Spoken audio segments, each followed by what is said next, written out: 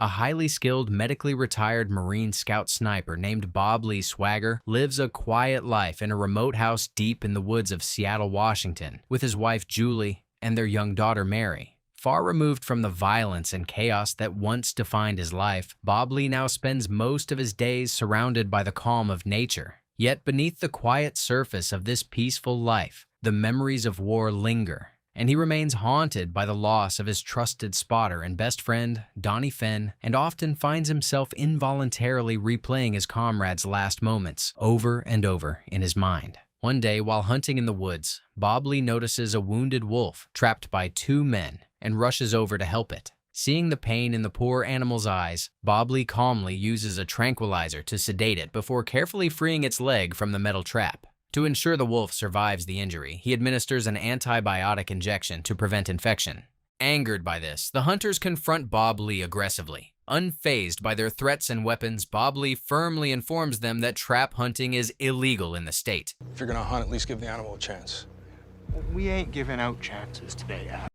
He scolds them for their cruelty and ignorance. When the situation escalates, Bob Lee reacts with the precision of a sniper, effortlessly disarming both men. Later, Bob Lee returns home, where he is warmly welcomed by his family. After putting his hunting gear in the shed, where his numerous firearms are stored, Bob Lee joins the family in the main house and prepares dinner. Later, the Swaggers sit around the dinner table, and after Mary says grace, the family starts enjoying their meal. Good job, honey. I think that was your best grace yet. You say that every night. Chatting and teasing one another. The next morning, with Mary by his side, excitedly cheering him on and bombarding him with endless questions, Bob Lee spends a few hours repairing the deck until the unexpected arrival of his former commanding officer, Captain Isaac Johnson. Surprised by the visit, Bob Lee pauses his work, sends Mary inside, and prepares to speak to his old friend. It's good to see you, Gunny. You too, Captain Johnson. Then, after Captain Isaac shares that he has joined the United States Secret Service and is in the President's protective detail, the men go to the shed to discuss the reason for the captain's visit. I see you are still a bleeding hard liberal. You never know when shit's gonna get weird. Then, as Bob Lee processes the information presented to him, the captain shares that the infamous sniper T. Solotov is suspected of being behind the ordeal, which shocks Bob Lee to the core and asks him to help them prevent the looming crisis. Reluctant to return to the world, whose ghosts still keep him up at night, Bob Lee dismisses the request and rushes back to check on Mary. Daddy, we gotta finish the porch before Mama gets home. I'll be right there, honey. Feeling desperate, the captain tries to pull on Bob Lee's patriotic heartstrings and asks him to reconsider his decision before leaving his card behind and speeding away. Elsewhere, that night, FBI agent Nadine Memphis prepares to arrest her informant Dmitry Voydan, who had promised her a time-sensitive intel, and goes to a local spa with her team. However, just as her team begins the operation, a Homeland Security unit, led by Officer Jack Payne and Captain Isaac, beats them inside and, despite Agent Nadine's protest, apprehends Dmitry. Oh, come on, that's 6 months of work you're loading into that van. Not wanting to let 6 months of her team's work go to waste, Agent Nadine follows the Homeland team outside and tries to persuade the captain to work together on the case, but fails, as Captain Isaac pulls rank, asserts his jurisdiction, and leaves. Meanwhile, at the house, Bob Lee tells his wife about the captain's visit, which had stirred up memories of Donnie, and confesses that he still blames himself for his comrade's death. He then narrates that on their last mission in Kandahar, he and Donnie had been sent to track Solotov. As they headed out, Bob Lee had dismissed his spotter's suggestion to take the shortest route to the desert and followed his own instincts, leading them in the opposite direction, where, despite taking every precaution and continuously monitoring their surroundings, they were ambushed by the skilled Solotov. Luckily, Solotov's first shot had missed its intended target and had struck Bob Lee in the leg, but within seconds he recalibrated and fired again, fatally shooting Donnie before either one had a time to react. He died because I trusted my gut. He died because Solotov shot him. That wasn't your fault. In the present, after comforting her grieving husband, Julie suggests that he should consider taking the job, believing it might help him avenge his comrade's death and confront the elusive Solotov. Could avenging Donnie heal Bob Lee's conscience? I hope so. The next day, Bob Lee meets with the captain, who introduces him to Jack, and the trio discusses the routes and detailed itinerary of the president's upcoming tour of the Seattle Science and Robotics Center with the Ukrainian president Viktor Abramovich.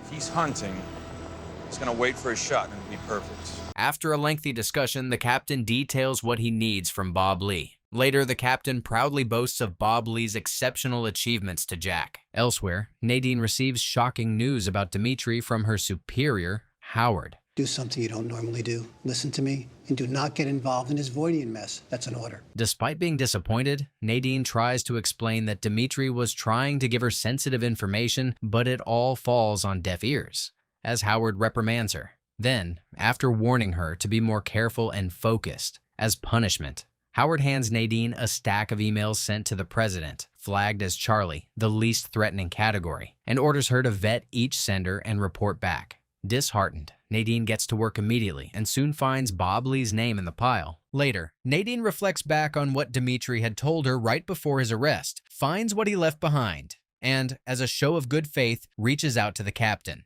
Wasn't sure if it was tied to your investigation, especially with the upcoming presidential visit. In the next few days, Bob Lee dedicates all of his time and energy to the new assignment, scoping out the tour routes, trying to think like Solotov, and running through countless scenarios in his head until he reaches a conclusion. Then, he meets with Jack and the captain, and after presenting all the possible shooting locations, Bob Lee gives them his professional assessment, and, out of the 3 potential sites, takes them to the location where he believes Solotov is most likely to take the shot from. At the end of the meeting, as Jack's team starts preparing, the captain tells Bob Lee that the president would like to personally thank him for his service and invites him to come to the tour. It won't be necessary, Captain. I'm happy to help. Trust me, you won't take no for an answer. Elsewhere, Nadine shares her concerns about her findings in the Charlie list with her boss, who doesn't pay much attention and instead orders her to help secure the perimeter for the president's tour. On the tour, Bob Lee receives distressing news. He's not here. No Solotov, no gun, no nothing. He then advises Julie to leave the area and frantically responds while rushing to the location. There, Bob Lee is confused to find a rifle positioned for a shot and watches on the TV as chaos erupts at the tour site. Before Bob Lee can process any of this, an officer arrives, holds him at gunpoint, and orders him to surrender. Acting instinctively, Bob Lee jumps 3 stories down and momentarily escapes. Now in custody, Bob Lee is transported to the hospital in an ambulance, but all he can think about is his beloved family. Moments later, an agent announces that Bob Lee had missed, and instead of killing the US president, had ended up killing President Victor. As the nation reels from the shocking incident, the captain is informed about recent updates. Some guy named Bob Lee Swagger. He lived? Yeah, unbelievable, right? Is the captain disappointed that Bob Lee survived? Elsewhere, Julie is taken into custody by FBI agents who threaten to charge her with obstruction of justice and interrogate her about the incident. Hoping to build a rapport with the distressed mother, Nadine arranges for Julie to talk to Mary, who is staying with her Aunt Anna and her husband Jim, which Julie appreciates. At the hospital, Bob Lee's lawyer, Sam, visits his client, who tells him that he has been set up, probably by the captain, and updates him on the list of evidence against him. And of course, the murder weapon. Later, Bob Lee is moved to a federal penitentiary, where Sam arranges for protective custody. There, once the door to his solitary cell closes and Bob Lee finally finds a moment to himself, he allows himself to feel the weight of his predicament, and his life flashes before his eyes as he confronts the betrayal he never saw coming from a man he served with and took bullets for. The more he retrospectively thinks over the matter and realizes how well planned everything had been, the more he's filled with questions he doesn't have answers for. How could his brother-in-arms disrupt his peaceful existence and throw him into such turmoil? To what end? How far does this go? What does this mean for his family? And how can the nation that he has spent his whole life defending rush to believe the worst of him? Failing to answer any of these questions, Bob Lee spends hours trying to silence the turmoil in his mind, to no avail. Elsewhere, Isaac discreetly meets with a CIA Black Ops operator named Hugh, who complains about the loose end in their otherwise successful mission. You set him up, framed him for a murder, and tried to kill him. Hugh then orders Isaac to find a way to silence Bob Lee soon. Following this order, Jack contacts a dirty prison guard through whom he sets a bounty on Bob Lee and gets him transferred out of protective custody into the general population. There, a few minutes after Bob Lee's arrival, looking to get paid, a prisoner attacks the newcomer, until a Russian mobster named Alex Prosovich intervenes and takes him under his protection. Then, Alex thanks Bob Lee for killing President Victor and soon moves him into his cell. Elsewhere, a frustrated Isaac confronts Jack. Is that about how far you were from Bob Lee? I planned it down to the second. All you had to do was shoot him. Meanwhile, Sam drives Julie to her sister Anna's house, where she's reunited with Mary and soon makes a shocking announcement. They're saying Bob Lee wrote an email. Something about wanting the Medal of Honor like his father. This doesn't sound like Bob Lee at all. At the FBI office, Howard once again reprimands Nadine. In prison, to the surprise of Bob Lee, Alex reveals a trunk full of contraband, including an untraceable phone, and allows him to make a call. Hi, honey. Either we talk, or I will. Then, Isaac visits Bob Lee in prison. Feeling cornered and desperate to protect his family, the sniper makes a shocking announcement. There's only one thing I can do to protect them. I'll confess. Elsewhere, in Anna's house, Nadine visits Julie, who challenges all of the evidence stacked up against her husband and forces the agent to rethink everything she knows about the case. His number's actually much higher. Someone else wrote that email. In prison, Bob Lee racks his brain trying to come up with a way to protect his family and shares his concerns with Alex. Memorize this number, then wash it off. But I can guarantee that your family will be safe. In Russia, Hugh meets with an FSB operator named Grigory Krukov to discuss their successful mission of killing President Victor and decides that Bob Lee must be eliminated soon. Later, Hugh calls Jack and orders him to have Bob Lee killed as soon as possible. Elsewhere, Nadine discusses the case with Isaac, who tries to find out the extent of her knowledge before advising her to keep a clear head and take the facts as they appear. The Ukrainian president is dead. There has to be a connection. Later that night, in prison, guards take Alex into solitary confinement, leaving Bob Lee alone in the cell. Then, after negotiating to split the bounty, the dirty guard unleashes a violent prisoner on Bob Lee, who uses his trained efficiency to defend himself well, kill both the prisoner and the guard, and escape from the prison. Furious by the turn of events, Isaac confronts Hugh and Jack for their reckless decision. After driving all night, an injured and exhausted Bob Lee arrives at Susan Fenn's house and politely asks her to let him stay with her for a few hours. Susan kindly accepts Bob Lee's request without any judgment. At Anna's house, while trying to figure out where Bob Lee could have gone, the FBI discovers Susan's location and rushes there. You guys have been around me constantly. I haven't talked to my husband since it happened. Elsewhere, as Bob Lee prepares to leave her residence, Susan gives him an envelope full of cash, advises him to go through Donnie's stuff in the garage, and to take what he needs, including his motorcycle. Utterly grateful, Bob Lee proceeds to do so, and while going through his best friend's stuff, finds an old picture of himself, Donnie, and Isaac, and becomes nostalgic. Then, he leaves the picture in plain sight so that Isaac will find it and be reminded of the friendship, camaraderie, and life he's destroying before packing up what he needs and fleeing. Later, Bob Lee calls his wife to see how his family's doing and apologizes for everything they're going through. A couple of days later, Bob Lee boldly calls Isaac and catches him off guard. That's not gonna end well. Not for you, it doesn't. Later, a multi-agency special task force is formed to find Bob Lee, who has since disappeared, and Isaac makes a speech. Bob Lee's true skill is killing, and he's mastered it. Elsewhere, Isaac leads a similar meeting with his co-conspirators and forms a plan of action. At Anna's house, Julie comforts Mary, who misses her father, before driving to the store to get some ingredients for dinner. There, Julie receives a call from her husband, whom she misses dearly, and talks to him as she walks inside, with agents following her around and listening to her conversation. Sorry. Seriously? I gotta go, honey. I gotta go. Inside the bathroom, Julie is delighted to see Bob Lee and the couple embrace warmly. Then, Bob Lee informs his wife that Isaac is the one who set him up, and the duo discusses how to move forward. Honey, they will kill you. They'll kill Mary. Unfortunately, the agents soon find out Bob Lee's location, swarm the bathroom, but come up empty. Later, a frustrated Isaac and his team interrogate Julie about her husband's location, but failed to learn anything. Then, following her gut, Nadine approaches Julie. Kyle Timmons. Do you know him? Do you know him? The hero cop who shot at your husband? With the nation against him, Bob Lee spends the few days on high alert, cautiously blending in with his surroundings and moving around in disguises. Then, realizing that time is running out, Bob Lee takes a moment to figure out his next move and calls Casper. Casper? Alexander Prosovich gave me this number. At the FBI, Nadine shares what she learns with her boss, who, despite being convinced that Bob Lee is paranoid, gives her permission to follow the lead. That night, Isaac meets with Jack, who gives him distressing news and wonders when the exhausting saga will end. The next day, Bob Lee visits his old colleague Ron at a hospital and asks him for a favor. However, he's disappointed to see Ron's reluctance to believe his story, and as the guards start chasing him, proceeds to flee. Luckily, Ron soon changes his mind and comes through. For the lives you saved, I figured someone owed you for that.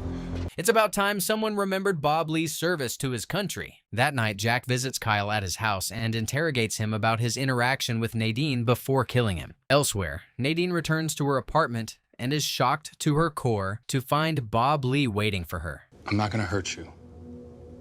I need your help. In the next few days, Bob Lee retreats to what he knows best, the woods, where his old friend's cabin is located, and with trained precision and accuracy, prepares to execute his grand plan. Meanwhile, at the FBI office in the task force, Nadine starts to watch Isaac closely.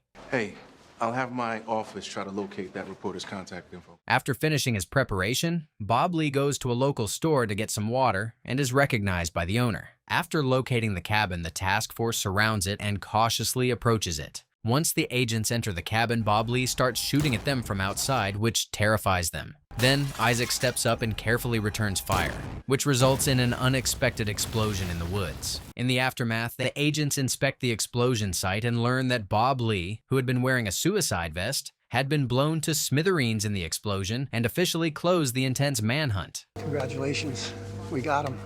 That night, elsewhere, Julie once again comforts her young daughter.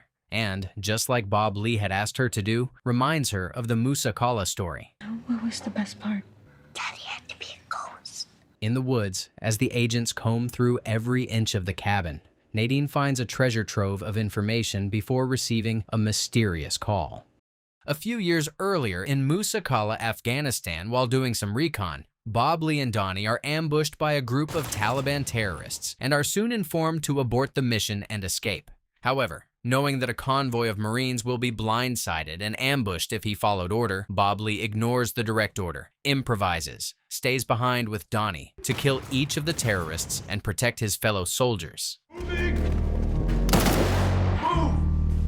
In the present, Julie gives a loving obituary at Bob Lee's funeral, attended by only a handful of people, including Susan. Meanwhile, outside the church, Isaac and Hugh meet, and Isaac is utterly horrified by his new orders to kill Susan. In Musa Kala, Isaac informs his troops that the commander of the Taliban, Mullah Abdul, has been located in a small village and details a plan of action to capture him. Hey, lock it down. Swagger, before you say another word, you and Fenn will insert tonight under the cover of darkness. He then introduces Hugh as a CIA liaison, providing intel on the complex operation, and has a private meeting with him. I don't want him captured. Despite his initial resistance to the shady request, Isaac reluctantly gets on board with the new plan and is forced to change the mission plan at the last minute, which raises a red flag with Bob Lee. In the present, Isaac spends hours trying to convince himself to carry out his latest orders, but fails miserably and wonders how everything got out of control and how far he's willing to go to protect himself. Inside Susan's residence, desperately hoping to find a way out of his predicament, Isaac advises the old woman to flee town and remain hidden for a while, but it all falls on deaf ears. Then, Isaac murders the kind woman in cold blood and buries her in her backyard. Meanwhile, Jack goes to the FBI office, introduces himself to Nadine as Agent Matt Sims of Homeland Security, informs her that Dimitri had recently been killed, and subtly tries to find out what she knows about Bob Lee's case. That's where you fill in the blanks. In Masakala, still confused by the new orders, Bob Lee and Donnie start their operation in the dead of night. Then, in the morning, the operation is in full swing. And as Hugh supervises from the control station, everyone takes their position. Then, as the Marines enter the village, they are shocked to their core to learn that Captain Rahim has double-crossed them. But before they can react to this, they are taken hostage and held at gunpoint. We have no shot. Send a quick reaction force. Then, just as Mullah and his men prepare to behead Isaac, Bob Lee steps in, takes them out one by one, and rescues his comrades. Why is Isaac trying to ruin the man who saved his life? In the aftermath, Hugh questions Isaac's leadership and scolds him for failing to control Bob Lee. In the present, utterly exhausted, Isaac drives home, wondering how he got to this point in his life, where he uses his training against innocent civilians he vowed to protect, and questions what happened to the honorable Marine he once was. At home, Isaac is welcomed by his wife, who greets him warmly and wonders if she will still be by his side if she knew what he was capable of. Later, Jack meets with Nadine and spins stories to assuage her curiosity, but she sees straight through his charade. Congratulations. Jack then resolves to plan B, drugs Nadine, and after staging her suicide, tries to kill her. Luckily, Bobley, who had been keeping a close eye, intervenes, rescues her, and a partnership is forged.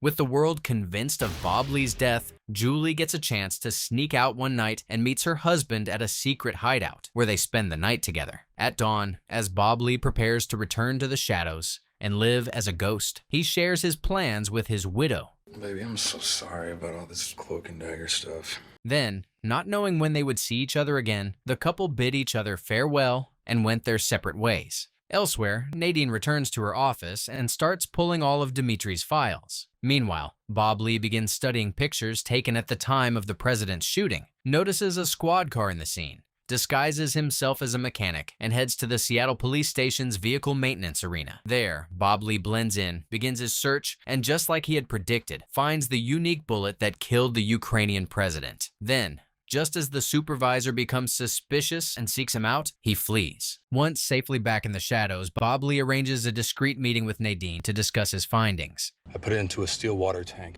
It's not even a scratch. Then, using Nadine's ATF connections, the duo learns more about the source of the unique bullets, an ex-military militia group called Tree of Liberty. Meanwhile, following information on Dimitri's files, Nadine heads to a local establishment to speak to Dimitri's known associates, but is shocked to find a bloodbath inside, with all of the men brutally assassinated. Just as she processes this, Nadine notices Jack's calling card and realizes that the horrific scene is his handiwork. Then, Isaac learns of the massacre and, hoping to subtly find out how much Nadine knows about the matter, rushes to the FBI to speak to Howard, who alerts him to their new interest in the Tree of Liberty. Elsewhere, after a long journey, Bobley makes it to the militia's campsite and calmly approaches the men, led by an ex-Navy James Richards, and after sharing his anger at the government, informs them that he supports their cause. Knowing his sparkling reputation and his skills, the militia welcomes Bobley into their fold. Later, Bobley asks James about the unique bullets he found, but is disappointed to learn that they weren't one of theirs. Then,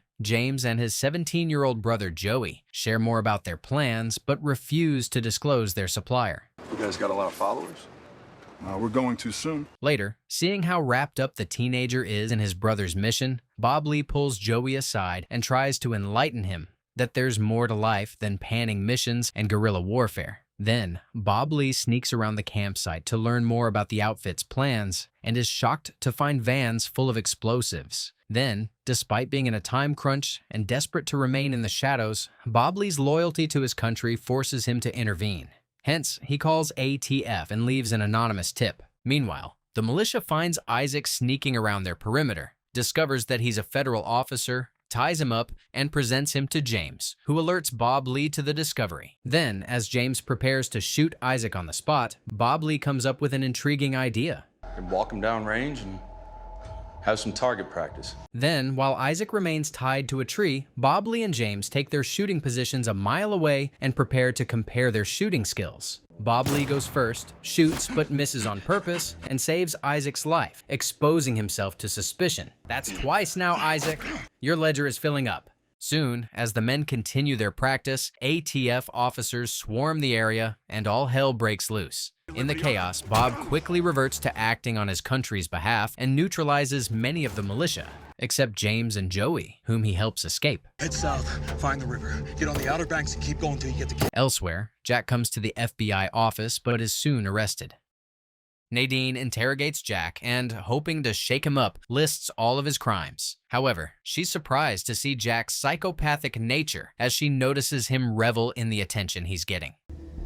I do like the attention. Elsewhere, Isaac goes to meet with Hugh, but is confused to find him planning Bobley's fate with a group of men from a company called Anher Dynamics. Then, without explaining the situation, Hugh moves on, reveals Jack's capture by the FBI, and fearing being implicated by the unpredictable man, orders Isaac to find a way to silence him. At the FBI office, Nadine continues her interrogation of Jack and, after a risky attempt to rattle him up, gets a valuable clue. He posed as a federal agent, and apprehended Dmitry Voidian, who had information directly linked to the assassination. Howard steps in to calm Nadine down, but seeing Jack unraveling in the interrogation room encourages her to keep digging and get to the bottom of everything. Elsewhere, after recognizing Rathford O'Brien as his former instructor, Bob Lee finds his whereabouts and heads out to the outskirts of the city, where he stops by a diner to learn his exact location. Bob Lee then heads to the dense forest and walks for hours, cautiously avoiding numerous traps and constantly inspecting his surroundings and wondering what the highly skilled Rathford was hiding from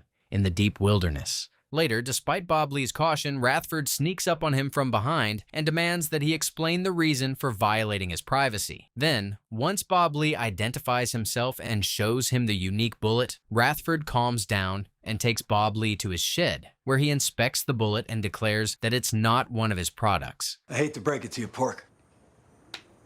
That ain't my bullet. Then, as the men continue chatting, Bob Lee shares his predicament in detail, and after hearing the incredible gunshot range at the time of Victor's assassination, Rathford proceeds to take Bob Lee to the wilderness and demonstrate the matter. Elsewhere, in town, Julie goes to withdraw some money, but is distressed to learn that her account is running low. Then, as if rehearsed, just as a disheartened Julie leaves the ATM, a man named Simon Porter approaches her and informs her that he wants to write a book about Bob Lee. Then, before Julie can even respond, the man offers to pay her a hefty sum for her cooperation. However, feeling uneasy about it all, Julie turns him down and drives away. On the other side of the city, Isaac heads to the FBI office, and while he waits to discuss Jack's situation with Howard, reviews the interrogation tapes. Like you've never been assigned an agent who turned out to be bad news? Before the meeting ends, Howard asks Isaac what he knows about Annex B. Frantic to get ahead of things, Isaac calls Hugh to find out what Annex B is, but doesn't find any answer. Hence, Isaac visits his childhood friend, Commander Justin Singer, who has access to the nation's confidential files, and, not caring what it would do to his friend's career, asks him for help. In the woods, Rathford takes Bob Lee to target practice, and after breaking his balls over his shooting skills, gives him some clues. There are 4 rifles in the world that are strong enough to fire a bullet like this one. Meanwhile, at the FBI office, ignoring Jack's annoying attempts to discourage her, Nadine continues pressing him, and after hours of back and forth, learns something useful. Look, I shouldn't be telling you this, but what the hell? Elsewhere, after a thorough search, Isaac and Justin are utterly shocked to learn that Annex B is a program that the government uses to hire private militia to carry out black ops. However, as they proceed to dig deeper, their access is revoked, and they panic knowing someone is tracking their movements. Then, as Isaac remains frozen, trying to wrap his head around everything he learned so far, an image of the group of men from Anhor Dynamics flashes through his mind, and he realizes that Hugh is sending a private militia against Bob Lee. In the woods later, as Rathford and Bob Lee get to know each other better, Bob Lee finds the answer to the earlier question in his mind, as he realizes that Rathford is running away and hiding from all the decisions he has made in his life that cost him his family and forced him to seek companionship in his weapons. Then, Bob Lee suddenly realizes that he has a lot more in common with his former teacher than he thought, and becomes alarmed as he feels like he's staring at the lonely face of his future self. Soon, before Bob Lee can sort out his thoughts, Rathford receives an alert. Multiple armored vehicles rolling in. Roger that. The duo immediately gets into combat mode, synchronously builds their plan of action, and lies in wait for their visitors. At the FBI office, hoping to get ahead of things, Hugh pays Howard and Nadine a visit. What Agent Memphis meant to ask was, maybe you can tell us what the hell's going on. Then, as Hugh dismisses Nadine, who asks him some questions, Howard comes to her defense and orders Hugh to show some respect to his agent. In the woods, a group of heavily armed private militia members swarms the area and tries to ambush Bob Lee and Rathford. However, the sniper duo expertly manages to take out numerous men until Rathford is injured. Seeing this from afar and noticing an assassin gaining on his former teacher, Bob Lee acts instinctively and shoots and kills the assassin from an incredible distance, which impresses Rathford. Later, as Bob Lee prepares to leave the woods, Rathford gives his former student his Black King rifle and some of his bullets. You were the best shooter I ever taught. Meanwhile, at the FBI, uniformed soldiers arrive and, after citing their orders from the Secretary of the Army, haul Jack away. Finally, Howard! Later, Isaac hears distressing news from Hugh and panics. Then, as he wraps his mind around everything, Isaac realizes that he's in over his head and questions how any of this will benefit the nation.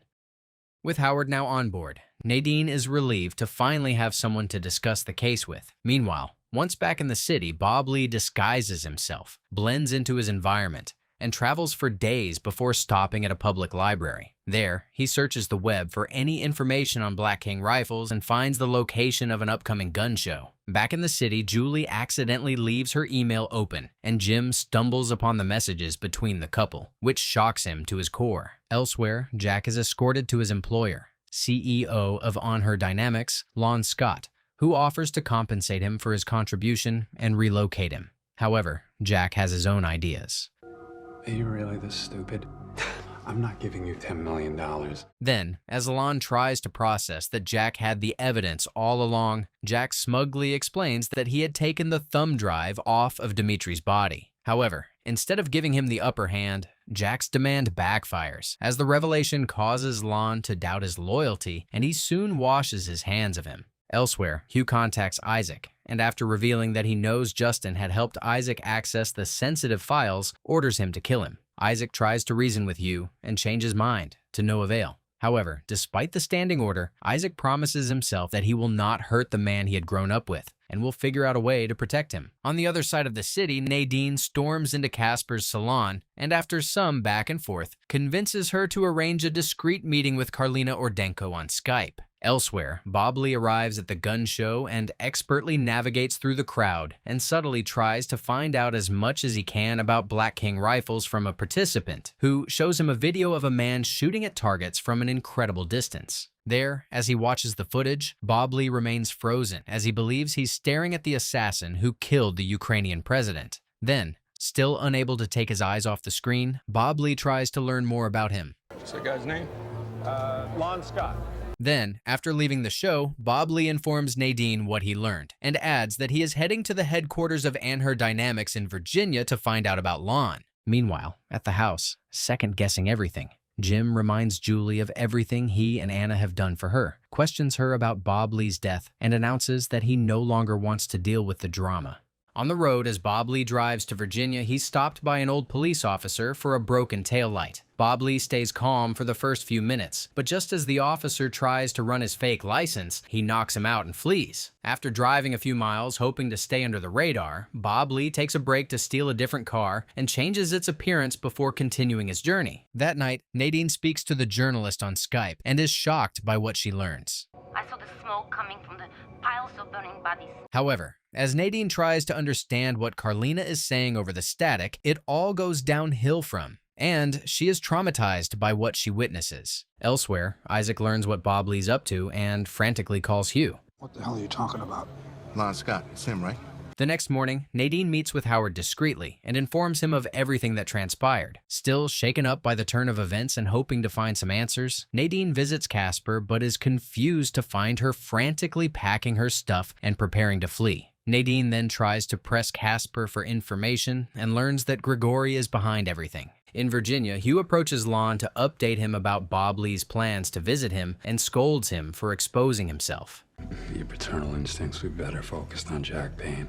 At the FBI office, Nadine investigates Grigori, who's listed as an official of the Russian Ministry of Trade, which has affiliations with On Her Dynamics. Curious, Nadine then goes through Jack's files, notices that he's been regularly receiving money from the same company, and tries to figure out what's going on. However, Nadine's work is interrupted moments later by Jim, who comes to the office to meet her, shares his suspicion of Bob Lee's death, and hands her the emails as evidence. In Virginia, Bob Lee heads to Anchor Dynamics headquarters, disguises himself well, and delivers a package to Lon. However, when he returns to his car, Bob Lee is caught off guard to see Isaac waiting for him. I'm not here to kill you. I just want to talk, all right? Is that what you told Donnie's mom? The audacity of Isaac Johnson. At the house, Julie is furious to learn about Jim's actions from Nadine and reacts violently. In Virginia, Isaac calls Justin, whom he has gotten a year-long assignment in Afghanistan in hopes of protecting him, and apologizes for everything. Elsewhere, after discussing the case with Bob Lee, who asks her to join him in Virginia, Nadine asks her boss for a suspension and heads out. Then, Bob Lee calls Lon, who is still reeling from the delivery, and officially declares war. A few days later, still confident, Jack calls Grigori, hoping for a big payday. Meanwhile, Nadine joins Bob Lee in Virginia and updates him on the latest development of the case. He's got 3 guard rotations, 6 in each unit. Then, after agreeing to do everything they can to expose the conspiracy and all its participants, the duo gets more information and heads out. Lon Scott's on the move. I know where he's going. The duo follows Lon to the private airstrip and observes from afar as he meets with Hugh and Grigori. Then, hoping to learn more about the meeting, Bob Lee risks his safety to get closer and is surprised to hear the men discuss Jack's demands. Then, after learning that Jack has the valuable thumb drive, Bob Lee comes up with an idea to pit the conspirators against each other and starts designing a plan. Elsewhere, after learning that Isaac desperately wants to retire from the chaos and start a new life, Hugh orders him to find Jack and obtain the thumb drive, and in exchange, promises to fund his retirement. Meanwhile, Bob Lee and Nadine track Grigori to a local hotel, find out his room number, and ambush him there. However, before they can proceed with the plan, they are held at gunpoint by Grigori's men. Then, as the duo attempts to offer Grigori a deal, he orders Nadine to prove that she's no longer working for the FBI. As you know, your access to FBI files is revoked. Don't call here again. Then, as Nadine breathes a sigh of relief, Bob Lee gives Grigori a tempting offer. Meanwhile, Isaac follows Jack, ambushes him inside his car, holds him at gunpoint, and tries to force him to give him the thumb drive. However, knowing that Isaac is bluffing and can't afford to kill him without finding what he wants first, Jack smugly challenges Isaac, who furiously leaves. Elsewhere, in the woods, Bob Lee takes Nadine on target practice and trains her. That night, the duo sets up for their mission, and after giving Nadine some orders, Bob Lee proceeds to sneak into Lon's mansion. There, Bob Lee expertly neutralizes the guard, makes it to Lon's office, and ambushes him. But instead of killing him, plays him a recording. I could have taken you out 2 days ago at the hangar when your guards left you exposed. Then, as the men continue their chat, Lon's personal obsession with Bob Lee and his achievements becomes apparent, and he tries to intimidate him by sharing how much he knows about him, before comparing their skills. Then, within hours, just like Bob Lee had predicted, the pieces start falling into place. In the house, just like she discussed with her husband, Julie prepares herself and Mary and waits for the perfect time to sneak out to the secret shed to meet Bob Lee. Then, when the coast is clear, she bids an emotional farewell to her supportive sister, who's worried sick about her, and after promising to contact her as soon as possible, leaves with her. Elsewhere, Bob Lee and Nadine set up for the operation at the airstrip and make a plan. Like I told you, if all goes well, all you have to do is spot. On the other side of the city, Grigori makes his own preparations. At the airstrip, just as the deal goes down and Bob Lee takes his position behind his rifle, he notices Isaac. Swagger, what's wrong? Johnson's down there on a long gun. He's got a beat on my location. I need to move. Moments later, as soon as Jack is paid his diamonds, Nadine starts shooting at the men, causing chaos. As all hell breaks loose, the men soon figure out that Bob Lee is not behind the shots and flee the area. Then, Jack speeds to his friend's establishment to collect the evidence, and just as he heads inside, Bob Lee, who had been hiding in Jack's trunk, steps out. And as soon as Jack emerges with the flash drive, attacks him and flees with both the evidence and the bag of diamonds. Later, Grigori is informed about what happened, and frustrated with Hugh's incompetence, severs his ties to him. Elsewhere, at the secret shed, while Julie prepares for Bob Lee's arrival, she hears mysterious sounds, and feeling highly suspicious, orders Mary to hide under the bed and goes out to check it. However, moments later, she's subdued, and Mary screams at the top of her lungs when the men come after her. After finding out about the kidnapping, a frantic Bob Lee and Nadine have a heated argument about the best course of action to rescue Mary and Julie. I want to find them too, but we have no chance without help. Then, while Isaac, Jack, and Lon discuss their next move, Bob Lee calls Isaac and sets up a meeting with him, and Isaac rushes off to see the sniper. Moments later, a terrified Julie and Mary are handed over to Lon and Jack, who welcome them with hostility. Elsewhere, after spending his life orchestrating murders, Hugh finally meets his fate. Goodbye, Mr. Mitchell. In the woods, Nadine and Bob Lee ambush Isaac, and Bob Lee demands to know about his family's well-being. Isaac returns to Lon's estate to speak with Lon and Grigori, and after warning the men that Bob Lee is scoping them from the woods, he shares the sniper's demand to know his family's well-being before he can discuss the trade. Out of options, Lon and Grigori agree to the terms. Later, Isaac, Nadine, and Bob Lee meet, and Isaac scolds his new partners for choosing an FBI front company as their hideout. Then, Isaac gives Bob Lee a number to call so that he can talk to his family. Then, after Nadine calls the FBI and gets a trace on the number, Bob Lee calls his family, Bob Lee then talks to Julie and Mary and, hearing how scared they are, promises to end everything soon and rescue them. Then, as Bob Lee prepares to head to the traced location, Isaac challenges his plan and the two get into an argument. One way or another, this ends in blood. Elsewhere, Jack and Lon make a plan of their own. Meanwhile, Bob Lee orders Isaac to supply him with the weapons he needs and sets up a detailed mission plan to rescue his family. At the mansion, as Lon prepares his weapon and proceeds to leave to ambush Bob Lee, Grigori reminds him how desperately he needs to recover Annex B and convinces him to let his men come with him. We did not start this as a way for you to prove you are as good as Swagger. This is about the map of the world. Is this all about ego for Lon? At the location, with Nadine's help, Bob Lee and Isaac head inside the suspicious building in hopes of rescuing Mary and Julie. While unbeknownst to them, Lon scops them from afar. Inside, the duo encounters many armed men and takes them out one by one until they get a revelation. Payne set us up. Julie and Mary were never here.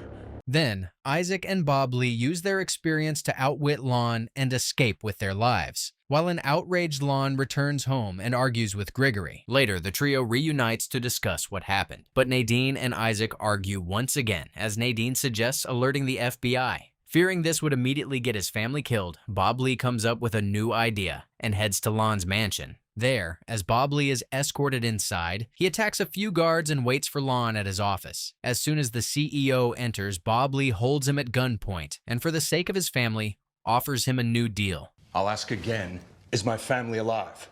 Lon takes the deal and offers to release Mary and Julie in an hour at a public park. As Jack prepares to take the hostages to the park, he cuts a shady deal with Grigori. Meanwhile, as Bob Lee prepares to go to the park, he realizes that there's a good chance that he won't survive the ordeal, but takes comfort in the fact that his family will finally be safe. Then, preparing for the worst, he pulls Nadine aside and gives her the coveted thumb drive. As the meeting time nears, Nadine and Isaac set up on the roof of a tall building, hoping to spot Lon and give cover to Bob Lee, who stands in the middle of the park, hoping to see his family. I have eyes on an SUV. Do you see the driver?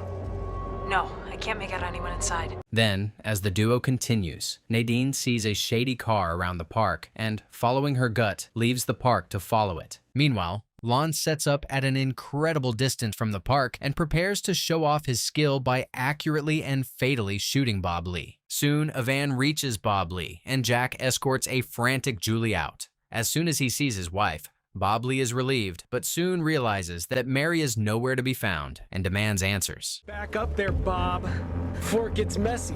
As negotiations continue, Lon starts firing at his target, but is confused by his own inaccuracy. Lon continues to shoot, and unbeknownst to him, soon reaches the sabotaged bullet that Bob Lee had placed in his rifle during his earlier visit to the office. Hence, when he takes the next shot, Lon, who had always wanted to go down in history as the best marksman in the world, dies by his own weapon. Lon will go down in history, all right, just not for that. Then, using this destruction, Isaac shoots and gravely injures Jack, setting Julie free.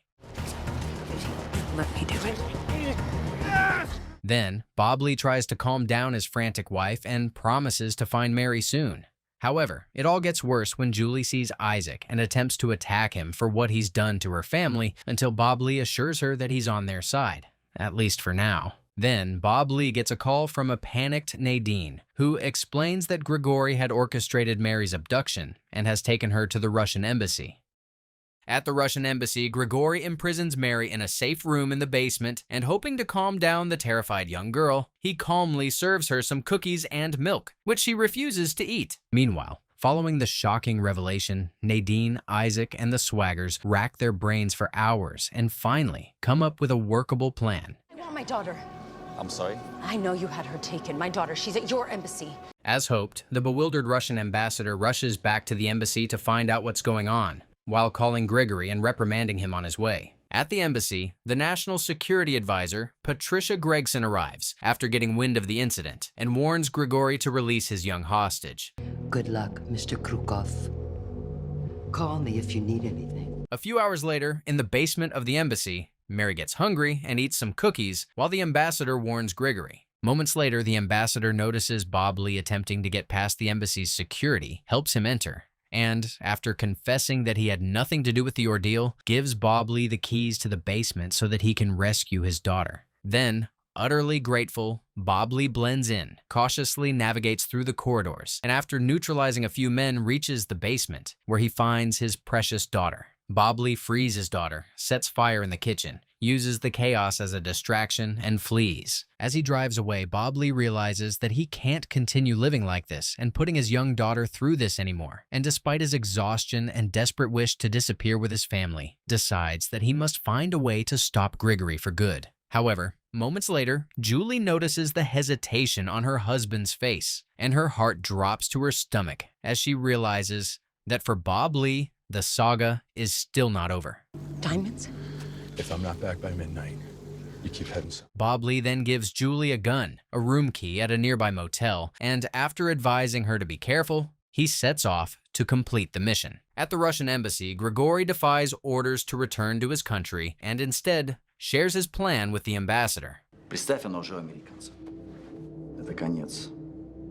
Elsewhere, Bob Lee calls Isaac and gives him a message to pass on to Grigory. Then, in the woods, surrounded by the trees and the silence, Bob Lee is momentarily at peace and thinks about everything that has transpired and everything his family has gone through. Then, the sniper goes around the woods, choosing the best spots to set up his weapons and preparing to face the upcoming battle alone. Then, Bob Lee pushes aside the thoughts of failing his family and lies in wait for the Russians. Elsewhere, as Isaac rushes to sneak out to the park, he's arrested by the FBI, who decide to join the ordeal at the park and head there. In the woods, Bob Lee expertly kills each of the Russian soldiers one by one. Meanwhile, as the FBI arrives on the scene, Nadine frees Isaac and allows him to help in the operation. Elsewhere, Grigory follows the GPS, arrives at the motel, and after demanding Annex B, ambushes Julie and Mary, who whimper in fear and try to evade the storm of bullets. In the woods, Isaac is injured while defending Bob Lee, who manages to expertly kill all of the soldiers. Then, as an exhausted and defeated Isaac limps away, he profusely apologizes to Isaac for everything he put him through. Moments later, Bob Lee gives the $10 million worth of diamonds to Isaac and warns him to stay away from him. Did Isaac deserve such a gesture? Then, Bob Lee receives a call from a frantic Julie, who begs him for help. Hearing the shots in the background, Bob Lee acts swiftly, sets up his rifle, and, after making sure that the motel is in his scope, shoots and murders Grigory. That night, Bob Lee is arrested by the FBI and is joined by Sam and Nadine as he's taken to see Patricia. You are exonerated for the assassination of the Ukrainian president. In the aftermath, Nadine and Bob Lee take a moment to appreciate one another. Later, Bob Lee rushes to reunite with his family and returns to his home for the first time in months. Elsewhere, Isaac meets with Patricia, who tries to persuade him to work on another mission. Despite surviving the many wars he served in for his nation, Isaac is utterly exhausted and broken by the one he started on Bob Lee, which has robbed him of his principles and integrity. No longer trusting his ability to tell right from wrong, Isaac refuses the order and proceeds to limp out, but his past makes sure he doesn't get far, and he's confronted with the blaring sounds of gunshots. A few months later, in Frankfurt, Germany, a mysterious man meets a young woman at a bar and spends the night with her at her apartment. The next morning, as the man sleeps, the woman gets up early, makes her companion some coffee, writes him a note, and leaves for work. Later, the mysterious man wakes up, and while calmly drinking his coffee, he looks out the window of the apartment and carefully studies the view and surroundings. On the other side of the world, in Bangkok, Thailand, a now recovered Isaac lives a quiet life with his wife, Lynn, and takes time out to heal from all the chaos. One day, Isaac works out at a local boxing gym, and as he walks home, he stops by a street vendor for some food, but as he casually inspects his surroundings, he notices a suspicious man and rushes home. Even in the safety of his house, Isaac can't help but shake the eerie feeling and curiously looks out the window. Elsewhere, the Swaggers, who have left their home and all the reminders of the horrific ordeal and moved to Texas, quickly adapt to their new environment and take advantage of the quiet and peace it offers. One day, Bob Lee receives an invitation to attend a Marine Corps award ceremony in Frankfurt, Germany, and is appointed to present his fellow Marine Senior Chief Petty Officer Kevin Campbell with the Silver Star Award for his bravery in combat. Excited to reunite with members of his former unit, Unit 8113, Bob Lee prepares to leave for Germany with Julie after arranging a babysitter for Mary. Despite some hesitation about leaving Mary behind, Bob Lee and Julie decide to make the trip together. After the trauma their family endured over the past year, the journey feels like a chance to reconnect and briefly step away from everything that happened. When they arrive in Frankfurt, the couple shares a rare moment of peace. They spend the day relaxing at their hotel, enjoying each other's company before preparing to meet Bob Lee's former teammates. Elsewhere, Nadine, who has been transferred to the FBI's Personnel Management Office in Washington following her last high-profile case, dislikes her new position, which requires her to sit behind a desk all day, dealing with mundane bureaucratic matters. Hence, she misses her exciting old job at the regional office and often finds herself wondering whether the transfer was a promotion or a punishment. One afternoon, exasperated, Nadine complains about her boring job to her DC staffer boyfriend, Harris Downey, who tries to comfort her to no avail. Later, after multiple failed attempts to contact her via phone call, Patricia tracks down Nadine and gives her a ride. Seriously, I can get out anywhere here. Okay, the people who work for me affect real change. You can stay at the FBI. Just have you transferred. In Frankfurt, Bob Lee and Jules meet with Marines Colin Dobbs, Yusuf Ali, Edgar Fernandez, and Kevin and their wives at a local bar where they share amusing stories of a deceased Marine, Kurt Zander. Let's raise our glasses. Yeah. Kurt Zender, Charlie Cartwright, always forward. Hoorah! Hoorah! The men then update each other about their lives. No. This is the most famous sniper in the world. That's right. Too bad Captain Johnson couldn't be here. I haven't seen him since I rotated up. Well, that was awkward. As the men continue having fun well into the night, unbeknownst to them, the mysterious man surveys them from afar and takes multiple pictures of the group. The next day, at the Marine Corps Awards ceremony, Bob Lee presents the award to Kevin, while elsewhere, the mysterious man hands out the pictures of the Marines to his men who put on suicide vests, disguise themselves as police, and prepare for an ambush. From all the men of the 8113 and the countless Marines you've helped. As Kevin gives a sincere acceptance speech in the award hall, the mysterious man goes to the woman's apartment and through the window scopes out the ceremony with his rifle. Soon, his men infiltrate the event, and all hell breaks loose as they start killing civilians to make their way in. That was a rifle inside the hotel. The men then reach the ceremony hall, barge in, and start firing violently. As the arena becomes filled with terrified screams and blood, Bob Lee and a fellow Marine named Sergeant Angela team up to take a man down, and Bob Lee is horrified to learn that the men are wired with suicide bombs. Freaked out, Bob Lee helps his wife and the rest of the civilians out of the room before returning to clear the area. Then, with Edgar injured, Bob Lee and Kevin prepare to take out the remaining suicide bomber, camped out behind a locked door. In case he lives, you pull the doors. They're wood, but they're thick. That means you're on the wrong side. Bob Lee kills the man, and as he proceeds inside, unbeknownst to him, he enters the scope of the mysterious man who has now killed his woman companion. Moments later, the mysterious man shoots and detonates the bomb, which causes a massive explosion, in which Kevin, the Marine who had just been hailed for his bravery and sacrifice towards his fellow soldiers, is killed. As Bob Lee reels from this discovery, he notices a shaken-up Julie. This is normal for you. This isn't normal for me. Sweetheart, this isn't normal for anyone.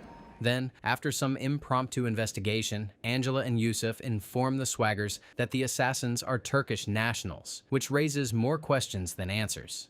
Meanwhile, overwhelmed by the violence, Julie freaks out and desperately wishes to leave Germany and go back to Mary, but is gutted to hear that all flights have been suspended. The only thing that kept me going was what I had to be grateful for.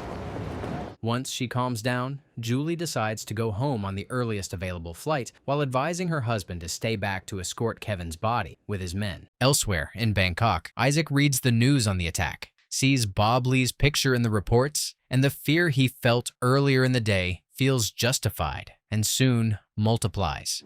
It's not safe for us here anymore. Back at the scene, desperate to get to the bottom of the matter, Bob Lee analyses the incident and is faced with a troubling question. Why would the shooter, now dubbed a terrorist, detonate the bomb to cover up his gunshots? Something is not right, and hence he goes over everything once more and tries to come up with an answer. Bob Lee forms a troubling theory, which he shares with Colin. That's not usually their MO. These guys usually just go boom. I want payback just as much as you do, but even if there was a shooter, how are we going to find him? The shot had to come from down that street. There's got to be 20 possibilities. Colin and Bob Lee track the trajectory of the shot to an apartment building across the street, head there, and as they investigate, they are shocked to find the body of the dead woman who lived there, whose fate had been sealed the day she met the mysterious man. Meanwhile, at the hotel, as Julie tries to pack her stuff as quickly as possible, she becomes plagued by flashbacks of the attack, which soon forces her to think about all the traumatic stuff she and her family had gone through in the last year, and she becomes paralyzed. Then, disappointed that flights are still suspended and desperate to get back home to Mary, Julie contacts Nadine for help. Why am I approving air transport from Frankfurt? Julie Swagger, ma'am? Starting with Bob Lee Swagger landing on a car right in front of you. In Bangkok, as Isaac and Lynn go to the market to get some supplies, armed men ambush them, and a gunfight ensues between Isaac and the numerous men.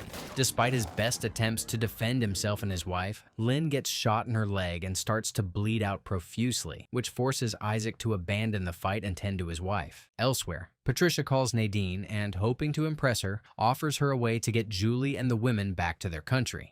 I did everything right. They don't care. But I do.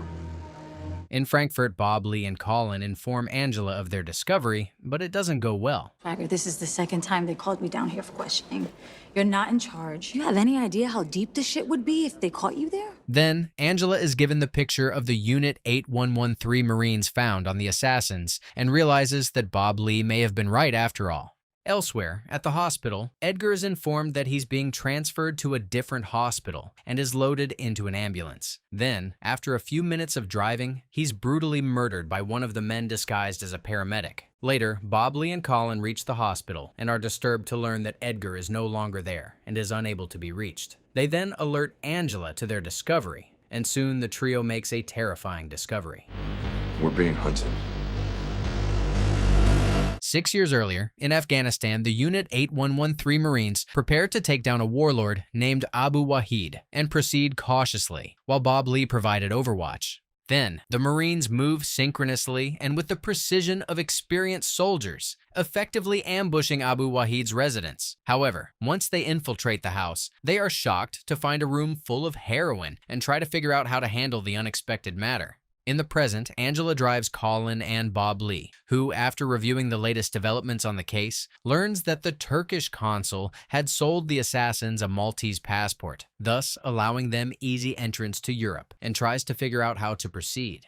Meanwhile, Julie arrives in Texas and finally breathes a sigh of relief as she joins a sleeping Mary in bed. Then, despite being exhausted, Julie opts to take a shower and just stands there under the water for hours, as if to wash away all of the trauma and cleanse her reality. In Bangkok, Isaac gets his wounded wife to a safe house, where he tends to her and details his plan for their next move, before promising her that he will end the ordeal for good and get her to safety. But what about the money and passports?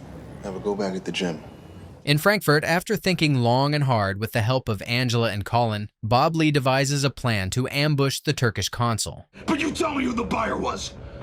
The Golden Crescent. However, just as the trio plan to flee the area, they are stopped by Nadine and her men. They think it was a random terror attack. It wasn't. Just give us some time to run it down. We have a lead on the location. Then, Bob Lee negotiates with his old friend to give his team more time to run down their lead and agrees to finish up his investigation by midnight and join her on her journey back home. 6 years earlier, in Afghanistan, the Marines do a more thorough search of the house and find a woman crying over Abu Wahid's corpse. Then, Angela meets the men and prepares to interrogate Abu Wahid's widow to find out what she knows about her husband's operation. Meanwhile, the men try to decide how to handle the room full of heroin worth millions. Then, Isaac orders Bob Lee to provide overwatch, while the rest of the soldiers gather the heroin and prepare to burn it, while also guarding their prisoners. In the present, Agent Nadine heads to Bob's room in the hotel and tries to collect his passports for his travel, and is surprised to meet a man who identifies himself as Franz Heinrich of the German Federal Police, going through Bob Lee's items. After brief introductions, Nadine asks Franz about Golden Crescent. Besides drugs and prostitution, they also lent money to refugees for exorbitant rates. Well, we can't prove her runs it. Then, to Nadine's surprise, Franz gives her a phone number to track the criminal organization. But as soon as he leaves the room, Franz makes a shocking call. You need to clean out the warehouse immediately. In Bangkok, the Johnsons drive to the boxing gym, and Isaac cautiously heads inside to get his gym back, containing the keys to unlocking their future. There, he manages to get the bag, but is ambushed on his way out. Isaac defends himself well, kills his attacker, rushes to the car, and urges Lynn to speed away. However, he's soon devastated to see that his loving, supportive wife, who had endured all the hard times by his side, without questioning or judging him, had been executed. In Frankfurt, the trio follows the lead and heads to the warehouse, but are disappointed to find it completely empty. Luckily, moments later, Nadine provides Bob Lee with a new lead, which the trio prepares to check out. Elsewhere, in Texas, still dealing with her trauma and under immense pressure, Julie freaks out on Mary over a minor accident, which scares the young girl. Then, once she calms down, hoping to smooth things over, Julie takes Mary out to lunch and has fun with her. In Frankfurt, the mysterious man goes to speak to his boss, Wahid, who reprimands him for failing to wipe out the Marine unit. But soon, the tables turn. I asked if I should be worried. Yes. 6 years earlier, in Afghanistan, as the soldiers interrogate their prisoners, they find out a shocking truth. Why are you doing this? We work for you! Wahid! Who did the drugs belong to? Hugh Meacham? CIA? Jesus Christ. Terrified by the information, Isaac frees Wahid, ignores his resistance, and instead takes his mother as a prisoner for more interrogation. Then, disregarding the villagers' plea to refrain from destroying their livelihood, Bob Lee sets fire to the pile of heroin, and the team walks away. In the present, in Frankfurt, the trio heads to the location of the new lead, cautiously enters the building, and is confused to find it filled with dead bodies. Then, a few minutes later, Bob Lee finds a severely injured Wahid, but before he can approach him, he notices a bomb strapped to him and ducks for cover, while the bomb soon explodes. Meanwhile, Nadine calls the federal office and gets the shock of her life. Hi, this is Nadine Memphis from the FBI. I'm calling to speak with Officer Franz Heinrichs. Killed in the line of duty last week, ma'am. Who is this? 6 years earlier, in Afghanistan, Isaac and Bob Lee discussed their case and came to a terrifying realization. Came from Meacham? We burned $100 million worth of CIA dope. How does every bad thing lead to Hugh Meacham? Elsewhere, Isaac tries to re-enter his country but has some trouble. You had no right to stop me. Patricia Gregson. Meanwhile, on the U.S.-Mexican border, a couple of men smuggle the mysterious man into the U.S. But once they enter, he shoots and murders them and continues his journey to Texas. In Texas, the mysterious man settles down in a suburban house. One day, as he cooks his meal while watching a football game, he's ambushed by a group of men, whom he soon notices and brutally murders without even flinching. On the other side of town, after escorting their comrades' bodies back to the U.S., Colin and Bob Lee return to Texas and try to settle back into their respective ranches, only a few miles away from one another. Seeing how tough the loss is on her husband, Julie comforts Bob Lee, who promises and assures her that he will always keep her and Mary safe in their Texas haven. Elsewhere, receiving Isaac's encrypted message, Patricia visits him at the detention center. The real problem is about to reveal itself. Isaac Johnson hasn't even gotten a parking ticket. So don't make the mistake of speaking my name ever again. In Washington, Nadine investigates the Golden Crescent and finds a series of articles about the CIA's drug trade in the Middle East, written by a journalist named Jeffrey Denning. In Texas, on his ranch, Bob Lee notices Isaac's calling card, calls Colin for backup, lies to his wife, and heads out to town to see what the man could possibly want from him. 6 years prior in Afghanistan, Isaac puts Bob Lee in charge while he goes off base for a meeting. I want to hand her to the Afghans, but for some reason my orders are to keep her in custody. You're in charge while I'm gone. Keep your head on the swivel. In the present, Isaac shares everything he knows about the latest attacks and asks Bob Lee to work with him against those hunting down members of 8113. And of course, Bob Lee refuses profusely. Isaac, do you really expect Bob Lee to trust you again after everything? In Washington, Nadine visits Jeffrey's old boss, who is reluctant to give her information about the articles or the journalist, fearing for the journalist's life. Meanwhile, the mysterious man has a meeting with his boss. If your face was exposed after everything we've done, the CIA is going to go into damage control. Which is why I'm trying to clean it up. 6 years earlier, Isaac is introduced to Patricia, who demands his help, stopping Hugh. The CIA's in the heroin business? They got very good at it during Vietnam. Meanwhile, a soldier named Gear Winston drops by the base with his men, and with the cover of repairing a damaged car, asked to stay there for a few hours. Despite extending the soldiers the courtesy, Bob Lee is spooked by the shady visitors and doubles up the security on Abu Wahid's wife. In the present, once finished with their hostile meeting, Bob Lee and Colin, Tail Isaac learns that he's being followed by an assassin named Elbeck. They then sneak up on Elbeck, ambush him, and try to find out who his employer is. At the Swaggers Ranch, Julie and the ranch manager Estelle prepare dinner and call for Mary. But soon they realize that the young girl is more traumatized than they thought. Honey, why would Lauren be scared? She always gets scared when Daddy's not here. Honey, anywhere you are in this house is safe. Anywhere, okay? Meanwhile, Bob Lee, Colin, and Isaac continue torturing Elbeck for answers and are shocked to their core by what he reveals. Who sent you? Salatov. Then, before the men have a chance to process the information, acting recklessly, like a man with nothing left to lose, Isaac shoots and kills their only lead, infuriating Bob Lee to no end. Then, forced by Isaac's irresponsibility without much time to verify the shocking revelation, Bob Lee impersonates Elbeck, reaches out to the mysterious man, and arranges a meeting. Unfortunately, the mysterious man is one step ahead. Elbeck is dead. Johnson will meet you at a diner on 4th. At the meeting spot, another assassin shows up and tries to lure Isaac and Bob Lee out. Blinded by grief, Isaac once again falls for the bait, takes the assassin at gunpoint, and tries to lead him out. However, it all goes downhill when the assassin flips the script and attacks a waitress. Desperate to control the escalating situation, Bob Lee shoots and kills the assassin. Ugh. Can Isaac do anything right? 6 years ago, in Afghanistan, just like Bob Lee suspected, Gar and his men sneak around the base, try to free Abu Wahid's wife, and kidnap her. Not the first time, won't be the last. Leave. Let's go. In the present, in the aftermath, Colin and Bob Lee go to the Swaggers Ranch and breathe a momentary sigh of relief for the first time since sunrise. There, the duo discusses everything that has transpired and tries to make sense of it, but fails miserably. Is it really Salatov hunting them down? If so, how is he related to the heroin bust in Afghanistan? What does he want from them now? Left with more questions than answers, as darkness sets in. Believing they are stronger as a team, Bob Lee asks Colin to bring his daughter to the ranch and spend the night there. However, with everything that happened, Colin is eager to reunite with his daughter and spend some peaceful time with her, and hence, he declines Bob Lee's offer. After the duo decides to meet back up the next morning, contact Yusuf, and make a detailed plan on how to handle the matter, Colin sets off to his house. A few minutes into the drive, Colin calls his daughter, tells her he's on his way, offers to buy her some ice cream, and asks her to choose a movie for their special movie night. However, neither the movie night nor the meeting with his comrades ever comes to pass for Colin, as a few moments later, he notices a car following him, and, highly suspicious of the matter, tries to figure out what's going on. And unfortunately, he's soon blindsided by the mysterious man, fatally shot, and lies on the dark street, alone, bleeding out to death.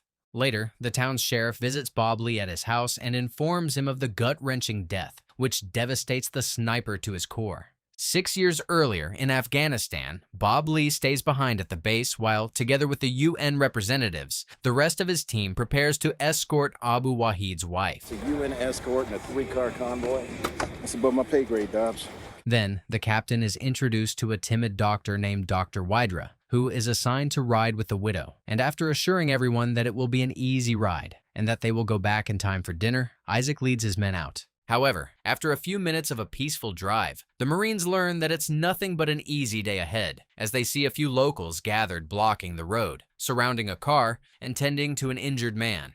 Hoping to check out the matter, the Marines go out to inspect the situation, while Dr. Wydra sets off an explosion in the locals' car, which causes chaos. In the present day, in his trailer in Texas, the mysterious man watches a football game and cooks his lunch and a bomb side by side, and soon loses the usually cool temper he carries when he massacres people when an error report appears on his TV, forcing him to miss the game. In Washington, Nadine hears back from a cautious Jeffrey, who sets up a discreet meeting with her. Meanwhile, at the Swaggers Ranch, Isaac secretly shows up to try to convince Bob Lee to work with him, but soon, Julie finds the men discussing the matter and becomes furious at her husband, who has allowed the man who ruined their life into their sacred home. 6 years earlier, in Afghanistan, as the explosion dies down, numerous local men ambush the Marines, who, while leaving the widow and the doctor back in the bulletproof car, step out to defend themselves and neutralize the matter.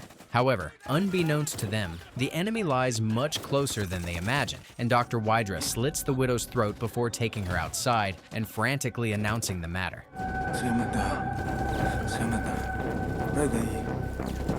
Once the gunfight ends in their favor, the Marines question Dr. Wydra about what happened. Now tell me what happened. I panicked. I opened it and a bullet came through and hit her. You sure? I'm sure. She didn't get hit by no bullet. Then, highly suspicious of the ordeal, Donnie snatches the doctor's ID. Give me the badge. She rode with you and now she's dead. And my boys aren't taking the hit. As everyone retreats to their car and proceeds to return to base, the doctor takes a moment to study all of the Marines' faces and commits them to his memory. In the present in Texas, the mysterious man sets up another trap for the surviving Marines. It should not take them long to find me.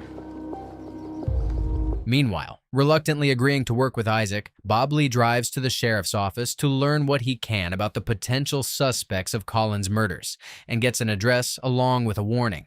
If you were to look into it, where'd be the first place you'd look? They got no issue killing cops, Bob Lee. In Washington, Nadine meets with Jeffrey, and after requesting Bob Lee's name be kept out of any upcoming articles, shares what she knows about the heroin trade. However, she soon realizes that the journalist knows way more than she does, and takes note of his request.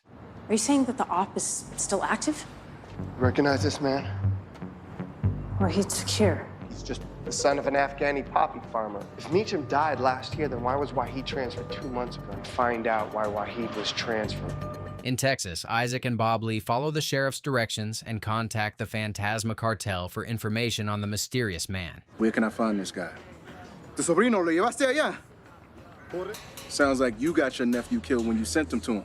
6 years earlier, in Afghanistan, the 8113 unit returns to the base and tries to make sense of what happened. While you were under heavy fire, you were able to discern that the UN doc was purposely trying to kill that lady? I saw what I saw, and that's exactly how I'm going to write it up. Great. I look forward to redacting it. Dismissed. In the present Washington, Nadine heads to the Gravity Metals office and asks to review Wahid's file, but is soon turned down and told to return with a warrant. However, when she returns with the journalist a few days later, she is frustrated to find it empty. But it would help if I knew who your source was. There's someone I gotta talk to. In Texas, becoming increasingly anxious and stressed after the traumatic events she had endured, Julie decides to take matters into her own hands and starts target practicing at a local gun range. On the other side of town, Bob Lee and Isaac head to the mysterious man's trailer and spend a few hours surveilling the residence while fighting among themselves about how to proceed. Meanwhile, the mysterious man, who has been waiting for the Marines' arrival, gives them a subtle sign that he's inside. Isaac. Despite disliking Isaac, Bob Lee can't entertain the idea of a Marine facing such dangers alone, follows him, and tries to give cover to Isaac, who runs around like the grieving madman he is, shooting at the trailer. For the mysterious man, it all unfolds exactly like he planned, and he soon detonates the bomb. Moments later, Bob Lee runs after the mysterious man into the trailer, where he engages in a fist fight with him, but unfortunately loses him, as the man flees. Cease fire! There's people over there! It seems Isaac is becoming more of an unpredictable liability. The mysterious man then speeds to his room at a local motel, where he tends to his injuries and works on his next move. 6 years earlier in Afghanistan, Isaac and Bob Lee stay up all night discussing the widow's murder. If he says he saw something Through the crack of a door and hit that woman's carotid artery? transferred, Disappear. In the present, in Texas, Bob Lee lashes out at Isaac. I had him. Like hell you had him. How many fingers I got up? Always gotta be the hero, huh? Not trying to be anybody's hero. You did this. When Bob Lee and Isaac arrive at the Swaggers Ranch, they are surprised to see Nadine, who soon gives them chilling information. The source was Kurt Zender. I love the guy, but they say he hasn't been doing too well the last few years. Zender used a courier to get the file to Denning, but the courier never showed. the hell did Zender have in that file? I don't know yet. Then, Nadine shares that she had a police sketch drawn of Franz and shows it to the Marines, who become paralyzed with shock and confusion as they connect the dots and finally identify their nemesis. It looks like the guy who did this to me. But why now? We found that stuff 6 years ago. 6 years earlier, in Afghanistan, despite his comrades' advice to let it go, Kurt shares his frustration with the ordeal. Do we even know who Johnson told about the wife's transport? Yeah, somebody's shutting people up. On the other side of the desert, Solotov scoops out the American military base, setting a bait for the unsuspecting Marines, which soon works. Solotov. What you got for me, Sergeant? I think I got the name of the sniper. In the present, at the Swagger's lunch, following the shocking discovery, the trio comes up with a plan, and Bob Lee and Isaac go to see Alex, while Nadine heads to the storage room to investigate Kurt's findings. 6 years earlier, in Afghanistan, the Marines learned about Solotov. I ran his name. Got a mean reputation. He got so good at killing, the Russians called him Prizrik, the ghost. In the present, in Texas, in his motel room, Solotov nurses his wounds while perfecting his American accent and practicing a new persona as a traveling salesman named Travis from West Virginia. Elsewhere, in the dark storage room, Nadine cautiously looks around until she's attacked by a dead man. Special Agent Nadine Memphis. I'm a friend of Bob Lee Swagger's. 8113 is for life. Is that why you've been pretending to be dead? And if you're really a friend of Swagger's, he'll know exactly what I'm talking about. Meanwhile, Isaac and Bob Lee meet with Yusuf and travel to a hospice care facility to speak with Alex. There, Bob Lee receives a call from Nadine, who connects him with Kurt, and he is utterly excited to learn that his comrade had only faked his suicide and is still alive. Back in the storage room, Kurt shares that the death of the courier he sent to Jeffrey forced him to fake his death and lie low. But just as Nadine continues firing her numerous questions, Kurt freaks out, reasoning that if she found him, then his enemies might also track him down and convince the agent that they need to change location. Spooked by the Marine's claims, Nadine cuffs Kurt and drives him away. Then, after traveling a few miles, and once they're in the middle of nowhere, Kurt starts answering some of Nadine's questions, but leaves the agent more confused than ever before. They're all in bed together. All of them. The FBI, CIA. Later, after driving around the same area for minutes and asserting that no one is following them, Kurt frees himself from the cuffs and offers to take Nadine to the original flash drive containing the sensitive information. Elsewhere, Bob Lee, Isaac, and Yusuf meet with Alex, who tells them what he knows of the shady operation by the name Atlas. Some call them Atlas. No one knows what the members look like. The Marines then start putting the pieces together and finally figure out Solotov's motives. Donnie. It's about Solotov's identity. He's killing anybody who's seen his face. Then, Alex gives the Marines some tips on how to find Atlas. They have a lot of secrets. You want to find them? Find their money. In Texas, at the shooting range, a man named Bo Winnick disrespects Julie. And just as she tries to defend herself, a man named Travis interferes and stands up for her. After the day's session, as they leave the gun range, Julie and Travis get to know each other, and Julie invites the newcomer to the local church's food drive, scheduled to be held the coming Sunday. Would you mind to email me the name and address? I won't remember it otherwise. I really look forward to it. Yeah, what's your email? Later that night, Bob Lee returns home and is surprised to see Julie in a good mood for the first time in months, and the couple chats for a while. However, unbeknownst to them, Solotov hacks Julie's phone through the email she sent to Travis and listens in on all of their conversation. Moments later, Bob Lee is relieved to receive a call from Nadine. I don't want to lead them to you or to Zender's evidence, so now that it's dark, I'm going to try and shake them. I'll call you in an hour and a half with specific instructions.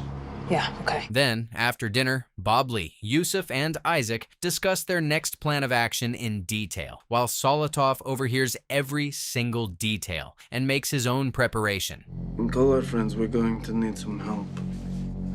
Bob Lee might as well call and personally inform Solotov of his plans.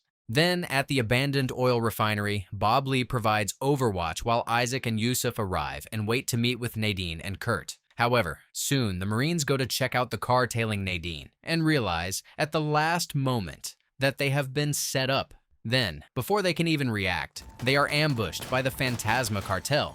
While an unarmed Kurt stays back in the car, Nadine and the Marines expertly take out each of their attackers. But before they can approach Kurt, he speeds away. Then, the group tries to figure out the setup. So they even shared a banker, some fancy Wharton guy down in Mexico.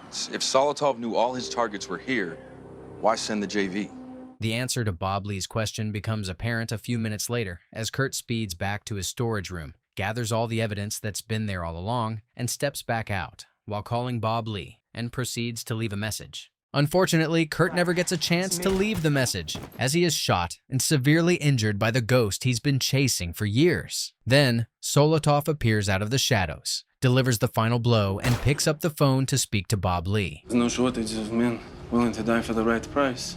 But you have what you're looking for now, huh? Too bad you involved yourself, Swagger. This could have been the end. He usually ends up standing on the bodies of his dead friends. It's a lot of loose ends to tie up. I'm not tying up loose ends, Swagger. I am burning the rope. As Bob Lee stands frozen in sheer terror, Solotov burns Kurt's body, along with all of the evidence the Marine has spent years collecting, and calmly walks away. Bob Lee has had enough of the violence, enough of the endless saga, and definitely enough of burying his brothers. All of the overwhelming emotions he had spent months suppressing on account of working so hard to figure everything out and put an end to the mess suddenly take over him and suffocate him. Hoping to calm himself, he goes boxing on his ranch and furiously punches the bag as if trying to beat the chaos out of his mind. But none of it works, and despite his best efforts, he finds himself replaying all the tragedy from Donnie's death, to his family's abduction, and to his recent losses in his mind. Cornered by the demons in his mind, Bob Lee spends the next few hours trying to punch away all his grief and anger until he receives a call from the sheriff, who summons him into his office. Grateful for the interruption, Bob Lee swiftly reports to the sheriff's office, and an officer informs him of the numerous bodies of the cartel members discovered and starts the interrogation. Where were you yesterday, Swagger? Do you own a long gun? Did she just ask the sniper that?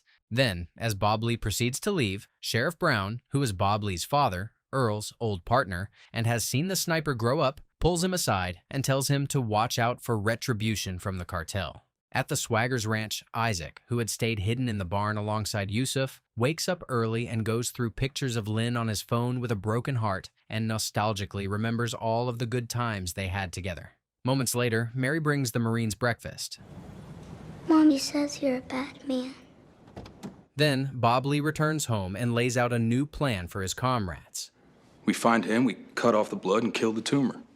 Following the new plan, the trio of Marines subtly goes to the Phantasma cartel territory and patiently and expertly traces the cartel's operation and finally finds the money truck. Then, Bob Lee hides inside while Yusuf and Isaac tail the truck for support. It's how they do security, high-tech and low-key. The cameras let the bad guys know we know what you look like. Meanwhile, Julie, Estella, and Mary head to church to help with preparations for the upcoming food drive, while unbeknownst to them, Solotov observes each of their movements from a nearby spot. On the other side of Texas, once the truck reaches the desert, Bob Lee ambushes the driver and his partner, forces them to stop the vehicle, and as soon as his partners arrive, pays, and sends the men away. Then, the Marines proceed to wire the truck full of money, with bombs, and lie in wait for the cartel men, whom they know will find out that the truck is stationary from their tracking devices, and rush to check out what's going on. Then, minutes later, as predicted, the cartel men arrive and are ambushed by the Marines, and Bob Lee forces them to connect him with their boss, Carlos, over the phone. Last time, are you Solotov's banker?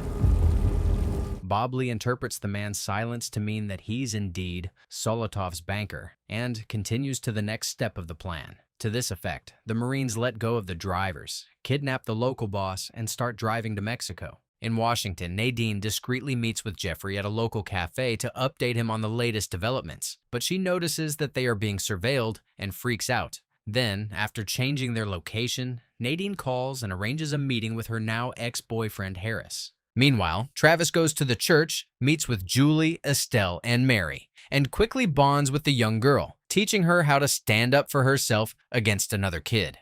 It wasn't so bad, was it? If only Bob Lee knew that the dangerous man he's moving heaven and earth to find was having lunch with his precious family. Elsewhere, Harris meets with Nadine and Jeffrey and tries to warn the agent. You're wasting your time. You came all the way over here to tell me that? In Mexico, the Marines reach Carlos's highly guarded estate, survey it from afar, and come up with a plan. Al-Maslahat. They then order their hostage to drive to the mansion, and while Yusuf provides overwatch from the hills, Isaac and Bob Lee hide in the car. Tiene días francotiradores en Las Colinas. En Las Colinas! Then, with the remote support of Yusuf, Isaac, and Bob Lee, they massacre the numerous guards to reach Carlos, freaking out in his office, and order him to empty out Solotov's accounts at gunpoint. In Texas, at the shooting range, Bo disrespects Julie and tries to push her out of her lane. Annoyed and suddenly triggered, Julie shoots Bo's ear off and storms out. In Washington, Jeffrey accompanies Nadine to her apartment and watches as she packs her stuff. However, the duo is soon ambushed by a group of men and barely escapes capture by hiding in the closet. In Mexico, while the Marines wait for Solotov's arrival, Bob Lee joins Yusuf on overwatch duty, but soon things go sideways. Ali! He's in the truck with me. Before Bob Lee reaches the car and checks on Yusuf, the car explodes, and he watches in utter grief as another member of his unit takes his last breath. Bob Lee rushes into the mansion in hopes of finding Solotov, who rushes to the office to face off with Isaac. However, before anyone can respond to his presence, Solotov jumps out of the window and flees. Moments later, Bob Lee forces Carlos to give him his notebook, full of sensitive information on the numerous bank accounts. But Isaac kills the banker, which infuriates Bob Lee. Soon, the estate is swarmed by the federal police, and seeing that the odds are stacked against them, Isaac and Bob Lee impersonate the officers and flee. So he could kill one of our guys, we can't kill his? It's not strategic. Seeing that he can no longer reason with Isaac, despite being one of the last two standing, Bob Lee announces that they should go their separate ways, as soon as they get to safety, which Isaac agrees to. In Mexico, the Marines speed back to their country, but are soon shocked to run into the federal police. Isaac and Bob Lee are arrested by the police chief named Acevita and taken to jail. Where's my truck? Impound. You'll be charged against your bill. In Washington, Nadine and Jeffrey decide to stay at different hotels, switching locations every day. Then, Nadine goes through all of the journalist's documents and finds something peculiar in Kurt's file. Discharge papers with the psych report attached? Did you ask for this? Isaac Johnson is on this line. He sold out Bob Lee. He'd do the same thing to Zender. Elsewhere, Solotov calls numerous banks trying to activate his accounts, but fails miserably. In Mexico, in jail, Isaac fights with a local thug who baits him and gets into an argument with Bob Lee for his recklessness. In Texas, Julie heads to the shooting range but learns that she's no longer welcome there. Gary, come on. You discharged your weapon without regard to another shooter. I'm truly sorry. Gary. I'm sorry. As she leaves the arena disappointed, Julie runs into Travis. Mary has her first communion this weekend at the church, and Bob Lee wouldn't miss it for the world, so it'll give you a chance to meet him. In the Mexican jail, Bob Lee and Isaac study their new environment and learn that there are no cameras anywhere in the compound. Hoping to use this to their benefit, they try to come up with a plan of escape, but soon get into an argument. My wife, they killed my code. I don't give a shit. Then, once the duo comes down, Isaac brings up the events of the past year, tries to explain the matter from his side, and, to Bob Lee's surprise, takes responsibility for all the mistakes he made. The duo then discusses setting a small fire in the yard, which they will use as a distraction for their escape. However, before they can work out the details, Bob Lee is called into the office. Of Carlos Cruz's safe. And I'm the only person standing in between you and them. Give me the contents of the safe, and you can go free. Despite the chief's warning that every one of the prisoners is linked to the cartel and is not shy about committing crimes for money, Bob Lee announces that he doesn't know anything and is sent back.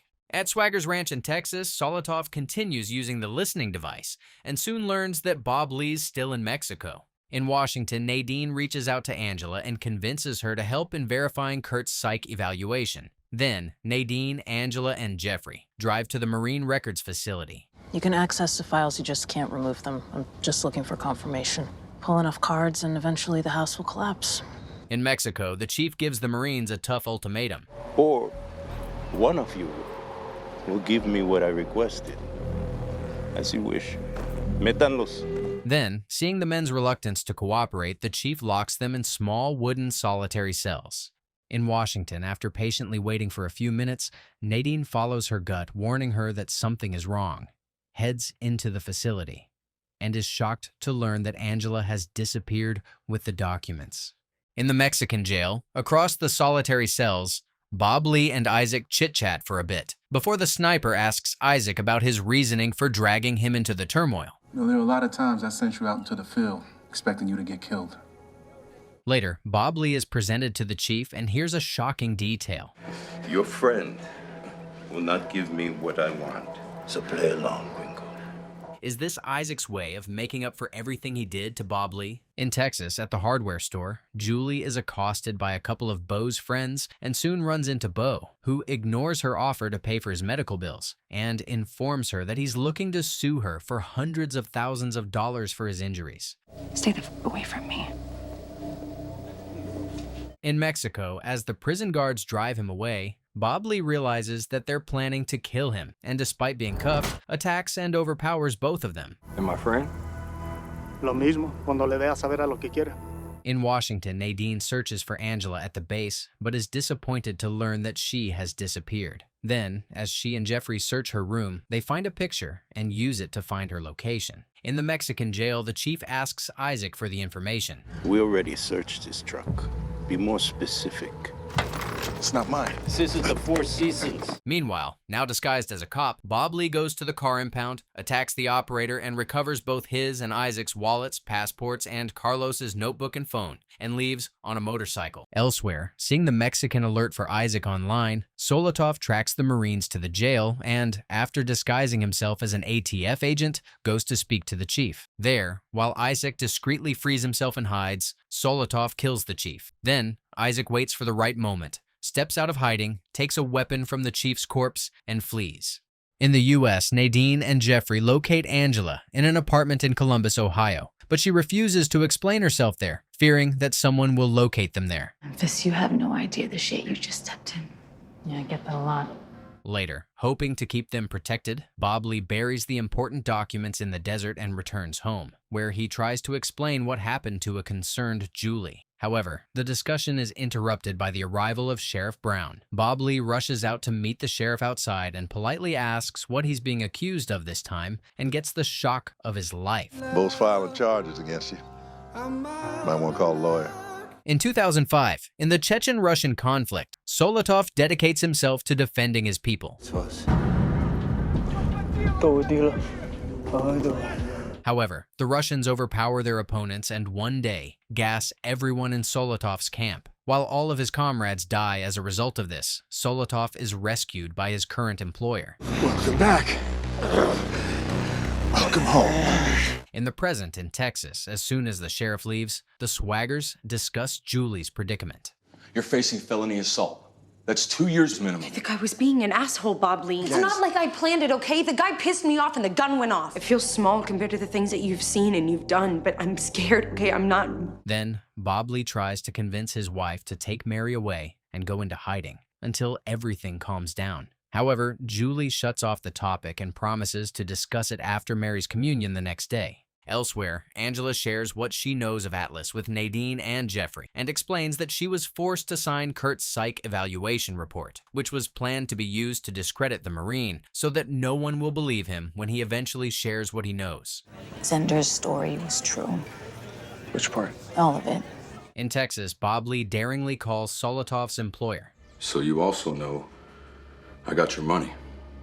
Keep your phone on, and Solotov will call you.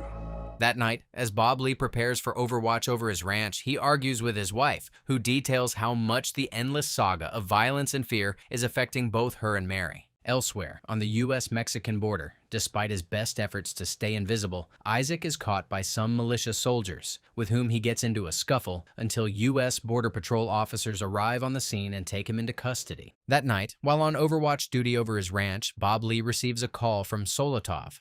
You think when I killed your spotter in Afghanistan, I did not have you too? I let you live with an injury that ended your days on the battlefield. In a holding cell, Isaac learns the hard way that he's on his own. Patricia Gregson? Never heard of you. Oh, you killed a man for starters. Says who? Elsewhere, Nadine arranges to take Angela into the Cleveland FBI office, but as the trio prepares to leave, the Marine starts freaking out about going up against the Global Atlas operation. However, Nadine calms her down and escorts her out. At the Swaggers Ranch, Bob Lee goes around studying different spots Solotov could hide in and practices how to attack them efficiently. Meanwhile, inside the house, Estelle prepares Mary for her communion while a conflicted Julie steps out. Meanwhile, Isaac is released from jail by Solotov's employer, who, in the car ride, gives the Marine the same recruitment speech he gave Solotov in Bucharest, Romania in 2005. The life I've given belongs to me. No home, no family, no country. You will have unlimited funding, unlimited weaponry. As they say, monsters are not born, they are created. Then, the boss gives Isaac his first mission, to kill Solotov at whatever cost necessary. How do I find him? Find Bob Lee Swagger, find Solotov. In Texas, hoping to protect her family from unnecessary drama, Julie visits Bo at his trailer. It's a 1911 that Earl Swagger carried. It's a peace offering. Genuine article from a genuine war hero. But Julie's effort soon backfires, and an agitated Bo swears to destroy the Swaggers. Meanwhile, Solotov listens in and tracks all of Julie's movements while building bombs in his room. At the Swaggers Ranch, Bob Lee sends his family to church for the communion. Ahead of him, and on his way there, stops by the gun range to ask the owner, Gary, about shooting rests and learns of Julie's new friend. His name is Travis. He's right-handed. Is he 5'10", thin, dark hair, accent? Well, you got the height. Think you know him, Bob Lee? Yeah, I know him. Suddenly terrified by the fact that Solotov has been right in front of his nose the whole time, Bob Lee speeds like a madman to the church while frantically calling his wife to alert her, to no avail. Once there, Bob Lee marches in, spots Travis, approaches, and threatens to kill him on the spot. I think not. If I die, you die, and so does everyone you love. Julie watches the interaction between her husband and Travis from afar and wonders what they can possibly have to talk about. Elsewhere, as Jeffrey, Nadine, and Angela continue driving to the regional office, they encounter strange people tailing them. And after some distance, despite Nadine's best efforts to calm her down, Angela freaks out and panikedly runs out of the car. Unfortunately, just as Angela feared, a mysterious Atlas operator catches up to her and subtly injects her with lethal medication. Tio! Come on, give me a name! At the church in Texas, Solotov demands Bob Lee give him the money he stole and shares that he wants to use it to disappear and start his life anew, away from his very powerful enemies. We're leaving. I'll give you everything. Then you can do whatever you need to with me. As the duo steps out of the church for their final transaction, Isaac arrives on the scene and, at the sight of Solotov, starts shooting non-stop. Fearing the explosion that will certainly cause a massacre, Bob Lee jumps in front of the Chechen and takes a bullet. He's wearing a bomb! And there's another in the church! Hence, Isaac stands down and watches as Solotov loads a severely injured Bob Lee into his car and speeds away. In Washington, after witnessing yet another Marine fall victim to Atlas, Nadine boldly storms into Harris's office to see his boss. We have a lot to discuss. Meanwhile, after hearing the gunshots, a frantic Julie grabs her daughter and rushes home, where she finds Isaac preparing in her barn. I shot Bob Lee. I had Solotov in my sights. What the hell was Solotov doing at the church? Julie then explains about her acquaintance with Travis, which gives Isaac an insight into why Solotov has always been a step ahead of them, and he breaks Julie's phone. Then, as Isaac prepares to accomplish his mission, an unlikely partnership is forged between him and Julie, who desperately wants to rescue her husband. Elsewhere, Bobby Lee lies in Solotov's truck, severely bleeding from the shot he took from the man who was once his friend, and being tended to by his dangerous enemy he took the bullets for. Desperate to make sure Bob Lee stays alive long enough to give him what he wants, Solotov cautiously pulls out the bullet and continues to staple the wound. With each painful click of the staples into his wounds, Bob Lee's life flashes before his eyes and forces him to vainly wonder if the violence will ever end until he can bear the pain no more. A severely injured Bob wakes up in Solotov's passenger seat and, after quickly taking in his surroundings, jumps out of the car and starts running away. Annoyed, Solotov follows suit, catches up to the stumbling man, and demands to be given the Atlas ledger. Is the Atlas bank account numbers? Give them to me. You came here for a reason. I know. You do not get to die until I get my money. Meanwhile, in Washington, in Senator Hayes' office, Nadine demands to know about Atlas. Should ring a bell, Senator. You run it. It's a myth. Angela Teo didn't think so. She was murdered today. Most of us don't get to choose the date and time we take our last breath. Elsewhere, Bob Lee continues to bleed profusely, forcing Solotov to seek help. I'm a vet. He's an animal. Fix him. In 1988, in West Texas, Sheriff Earl teaches his son, Bob Lee, how to shoot. Don't you load that rifle until you identify a target. If it ain't loaded, it ain't lethal. Yes, sir. Soon, duty calls, as the sheriff is informed that a criminal named Jimmy Poole had robbed the local bank, killed a guard, and escaped, and heads to the station to deal with the matter. In the present, the vet informs Solotov that Bob Lee's wound is probably infected and warns him to get proper help. He's lost a lot of blood. Wound's probably infected. Then, the terrified vet uses a moment of distraction to run away, but Solotov quickly shoots him down. Later, after traveling a few miles, Solotov scopes out officers from afar and threatens to pick them off one by one, pushing Bob Lee into a desperate corner. I buried it at this campsite me and my dad used to go to.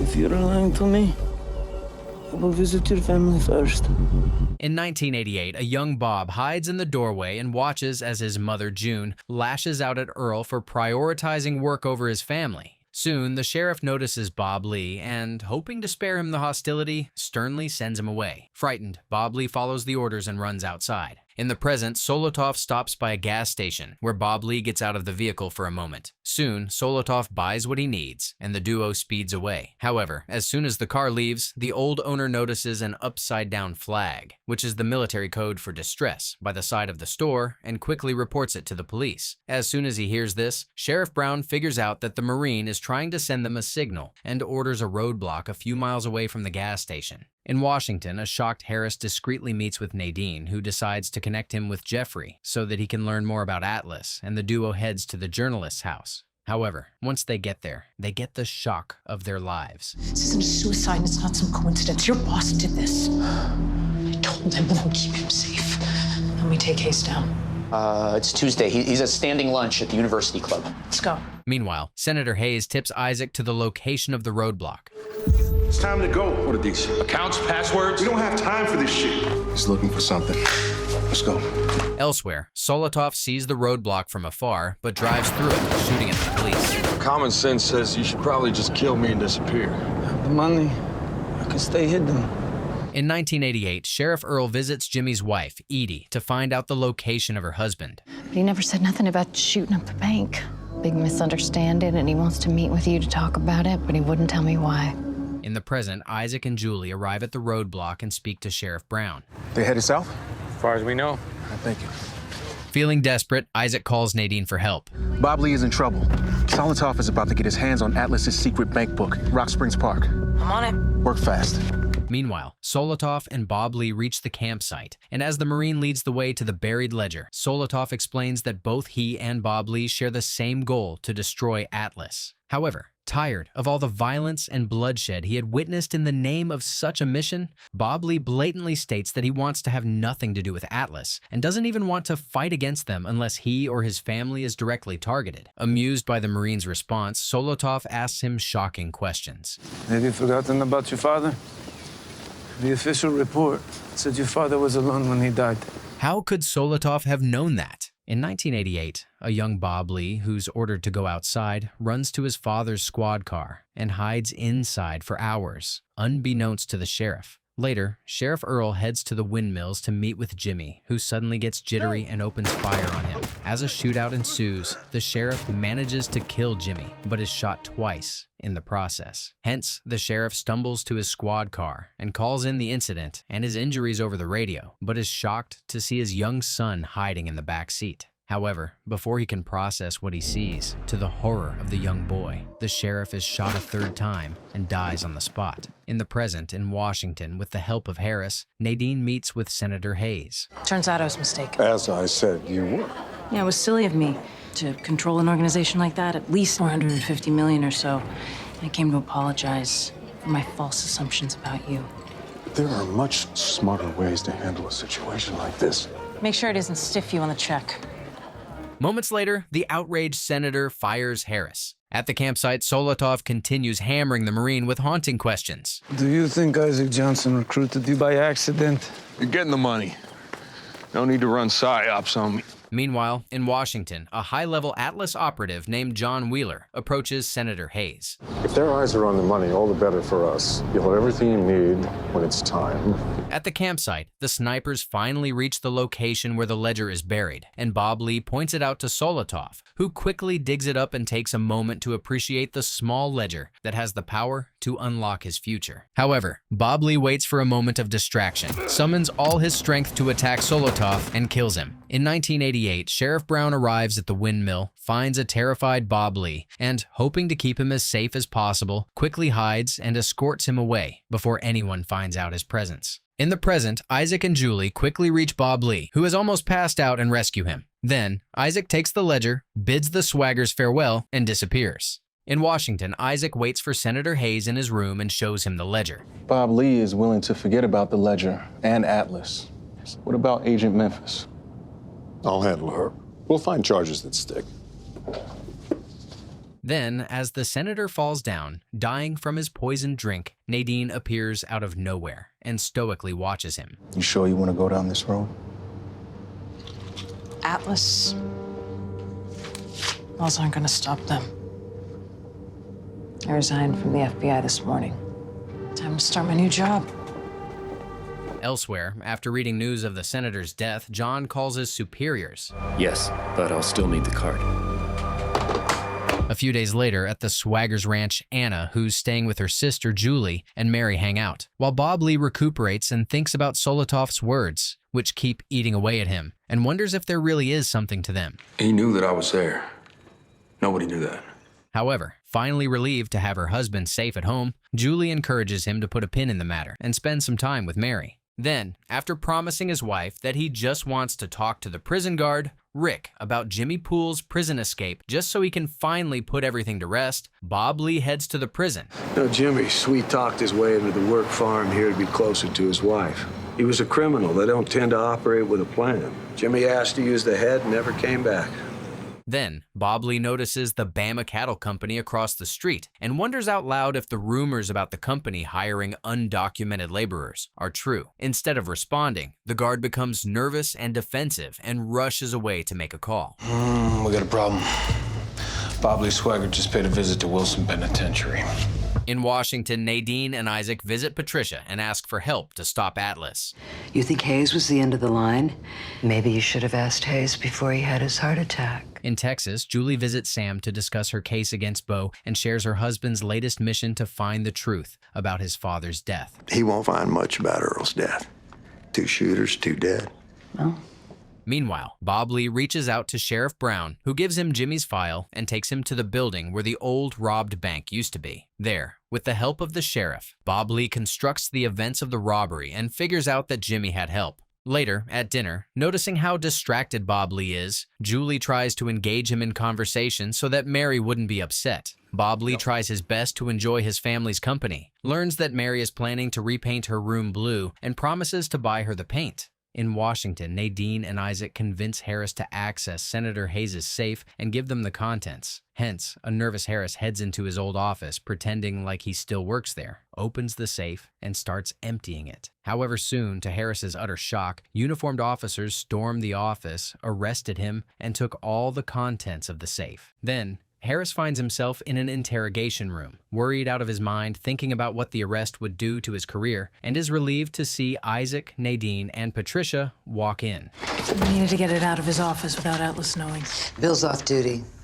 There'll be no record. Meanwhile, John impersonates an FBI agent, goes to the late senator's office, but is disheartened to see that the safe has been emptied out and rushes out. In Texas, as Bob Lee stops by a gas station and starts refilling his car, he sees 2 men enter the store and open fire at the attendant. The Marine reacts instinctively, heads inside, and neutralizes both men. Later, the police arrive, and after learning that the men work at Bama Cattle, Bob Lee shares his suspicions with Sheriff Brown that the men were sent to attack him after his inquiry about their employers and demands to talk to them. And any other sane person would have called 911. There's nothing there. That evening, Bob Lee gets home late, and as he passes by Mary's room, he remembers the paint he promised to buy her and feels terrible. Hoping to assuage the upset young girl, Julie spends some time with her, playing games until she falls asleep. Later, as Bob Lee thinks about everything he's found out so far and tries to figure out what it all means, a frustrated Julie, who's getting tired of single-parenting Mary and making excuses for her husband, approaches him, asks him to turn in as soon as he can, and retires to bed. In Washington, Isaac, Nadine, Patricia, and Harris go through the late senator's documents and are quite shocked by what they find. What is this? This is a kill list. In Texas, Bob Lee goes to the Red Bama office the next morning and speaks to Red Bama Jr. and his guard, Bert. I want to know why this company offered Jimmy Poole a job. Or else why would you send two amateurs to kill me at a gas station? They give you my name or something? Nope. When I hunt, I like to look at my prey up close. Like where it's weak. Later, at the Swaggers Ranch, Sheriff Brown arrives and scolds Bob Lee for going to Bama cattle and informs him that Red Bama Jr. has now taken out a restraining order against him. Then, seeing how convinced the Marine is that there is some hidden conspiracy in his father's death, Sheriff Brown takes Bob Lee to the station and plays him Earl's last radio call from the night of his standoff with Jimmy, which he believes will settle the matter once and for all, and assure Bob Lee that the bank robber killed his father. That was a different gun. Oh, Jesus. No, listen. Jimmy Poole and my dad were 20 feet apart. They would have come together. There was a second shooter. With this revelation, the rabbit hole deepens and leaves the duo with more questions than answers. Then, desperate to get to the bottom of everything, the duo approaches Sam and convinces him to approve of Earl's exhumation. The next day, after the exhumation of Earl's body, the medical examiner examines the body and reveals his findings. And the bigger one at 173. 173 is a rifle round. After registering this, Bob Lee has a chilling revelation. My dad was killed by a sniper. In the evening, Bob Lee studies his father's files from a mission in Vietnam and learns that after Earl rescued his fellow soldiers from a raid, his commanding officer had congratulated him on his bravery and promised him a promotion. Then, Nadine, Isaac, and Harris arrive at the Swaggers Ranch, brief Bob Lee about everything they have learned so far, and the group brainstorms to figure out how to connect the dots. Why the hell would Atlas want to kill your dad? No idea. After hearing this and considering everything, Bob Lee concludes that Atlas had killed his father. Meanwhile, Red Bama Sr. meets his son. Going after a swagger with a couple of illegals? What in hell is wrong with you? I'm really sorry. He then makes plans with his right-hand man, Bert. My son needs to learn that the way you hit your target is to know where it's headed. In Baltimore, Maryland, Isaac and Nadine search for Carlita, who tracks them down and unexpectedly meets them. What do you want from us? You're not the only ones who want to take down Atlas, but you know as well as I do it's the only way off their kill list. Them or you. In Texas, Harris and Bob Lee track down Rick and find him drunk out of his mind. You lied to me about Jimmy Poole. The hell I did! How much you get, Rick? The duo then follows the guard to the slaughterhouse. What business does that backwoods drunk have with the Undersecretary of Agriculture? Inside, Rick demands more money in exchange for keeping his mouth shut, which annoys Red Bama Jr. But before he can settle the matter, Red Bama Sr. appears out of nowhere and fatally stabs Rick. His clothes, toss his body in the chute. Swagger's not some local loser you can push around. He's a professional. Outside, Bob Lee sees Rick's car being moved, figures out that he's been killed, and together with Harris, follows the undersecretary around town. Did you know Culp was going to get himself killed? I knew it was possible. Meanwhile, in Baltimore, Carlita takes Isaac and Nadine to her safe house. I'm amazed Swagger hasn't put a bullet in your head. He got over it. Operators are knuckle draggers to Atlas.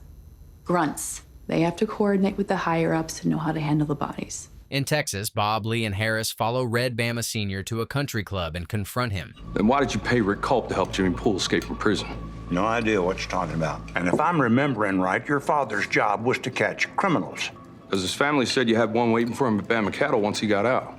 Tell me who was on the long gun the night my father was killed, and I'll leave you and your idiot son alone. Harris and Bobley, who try to mentally work out what the undersecretary meant about his father and Edie's relationship, drive away, studying Earl's redacted files from his intelligence training, and find the name of one of Earl's old associates, Colby, and head to his residence. There, Colby narrates that despite his superior officer Earl's best efforts to get him through the intense intelligence training, he had miserably failed and was cut from the program. Unfortunately, moments later, Bert and his men arrive at the residence, guns ablazing, and ambush them. Bobley and Colby respond in kind from the safety of the house, but Colby is shot, and Colby uses his dying breath to give the duo a hint.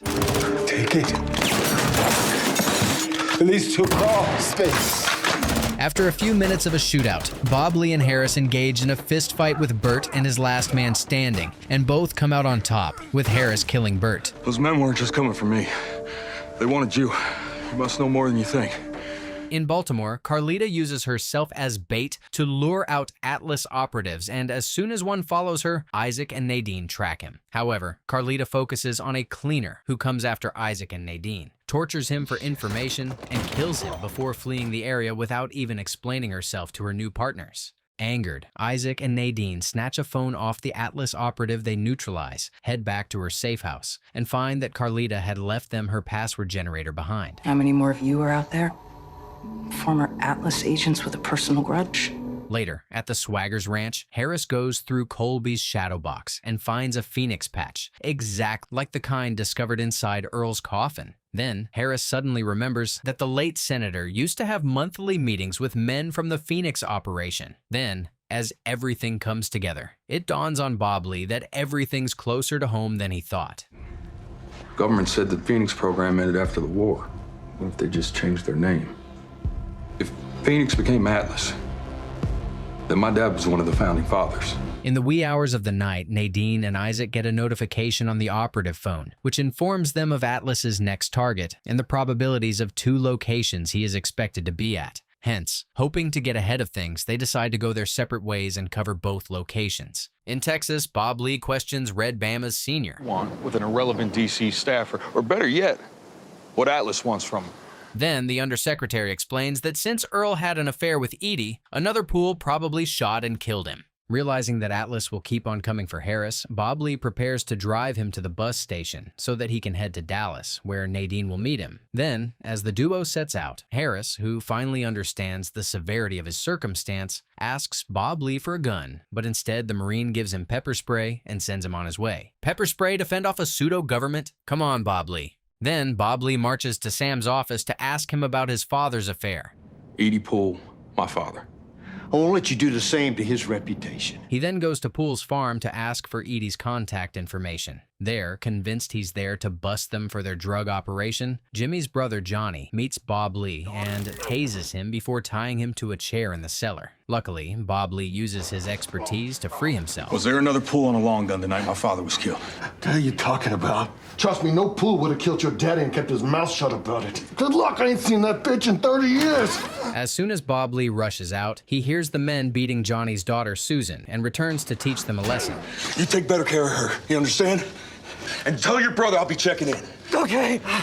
Then, as Bobley rushes to his car, he finds a note from Susan detailing that Edie, who's been estranged from the Pooles since her husband's death, works at a local feed store. This information transports Bobley back to his childhood, and he remembers coming to the store with his father and meeting Edie, and he realizes that what he thought was an innocent business relationship was much more. Elsewhere, after Nadine secures the Atlas target, who's an arms dealer, she hands him off to Isaac to question and heads off to meet Harris at the bus station. There, she calls Harris, and as she advises him to stay calm until she meets him and runs as fast as she can towards him, he's kidnapped. Moments later, while Bobley narrates the weird events of the day to his wife, he gets the call about Harris's abduction and rushes out. Elsewhere, Isaac tortures the target to find out the location where Harris might have been taken to. I want domestic locations. Reason. Go 5 Mile! It's called 5 Mile! Isaac then ignores the pleas of the desperate man, drops him to his death, and walks away. Elsewhere, Harris is taken to Red Bama Sr., who asks him for the location of a decryption card that the late senator kept in his safe. What's a decrypt? Internally, we call it the God box. This was not in there. In Texas, Julie finds Susan's note, heads to the feed store to speak to Edie, and learns that she did, in fact, have an affair with Earl, and that the duo had managed to keep it a secret at the time. Edie then gives Julie old letters she and Earl wrote to each other, so that Bob Lee can read them. Meanwhile, following the information from the target, Nadine, Isaac, and Bob Lee meet in Tulsa, Oklahoma, and discuss their mission to rescue Harris. The next morning, the trio heads to the mine, where Bob Lee discreetly sneaks into the house to see Harris being interrogated about the device one last time, and when he fails to provide useful info, he's taken to the mine to be executed. Then, Nadine causes a distraction to lure guards away. While Bob Lee follows Harris to the mine, all hell breaks loose as a gunfight ensues between Nadine, Isaac, and the guards. Meanwhile, Red Bama Sr. is informed of the situation and orders his men to lock in both Bob Lee and Harris in the mine and detonate it. Inside the mine, Harris neutralizes the guards and tries to find a way out. Soon, Bob Lee finds his way in, and the duo barely manages to leave the mine as it explodes.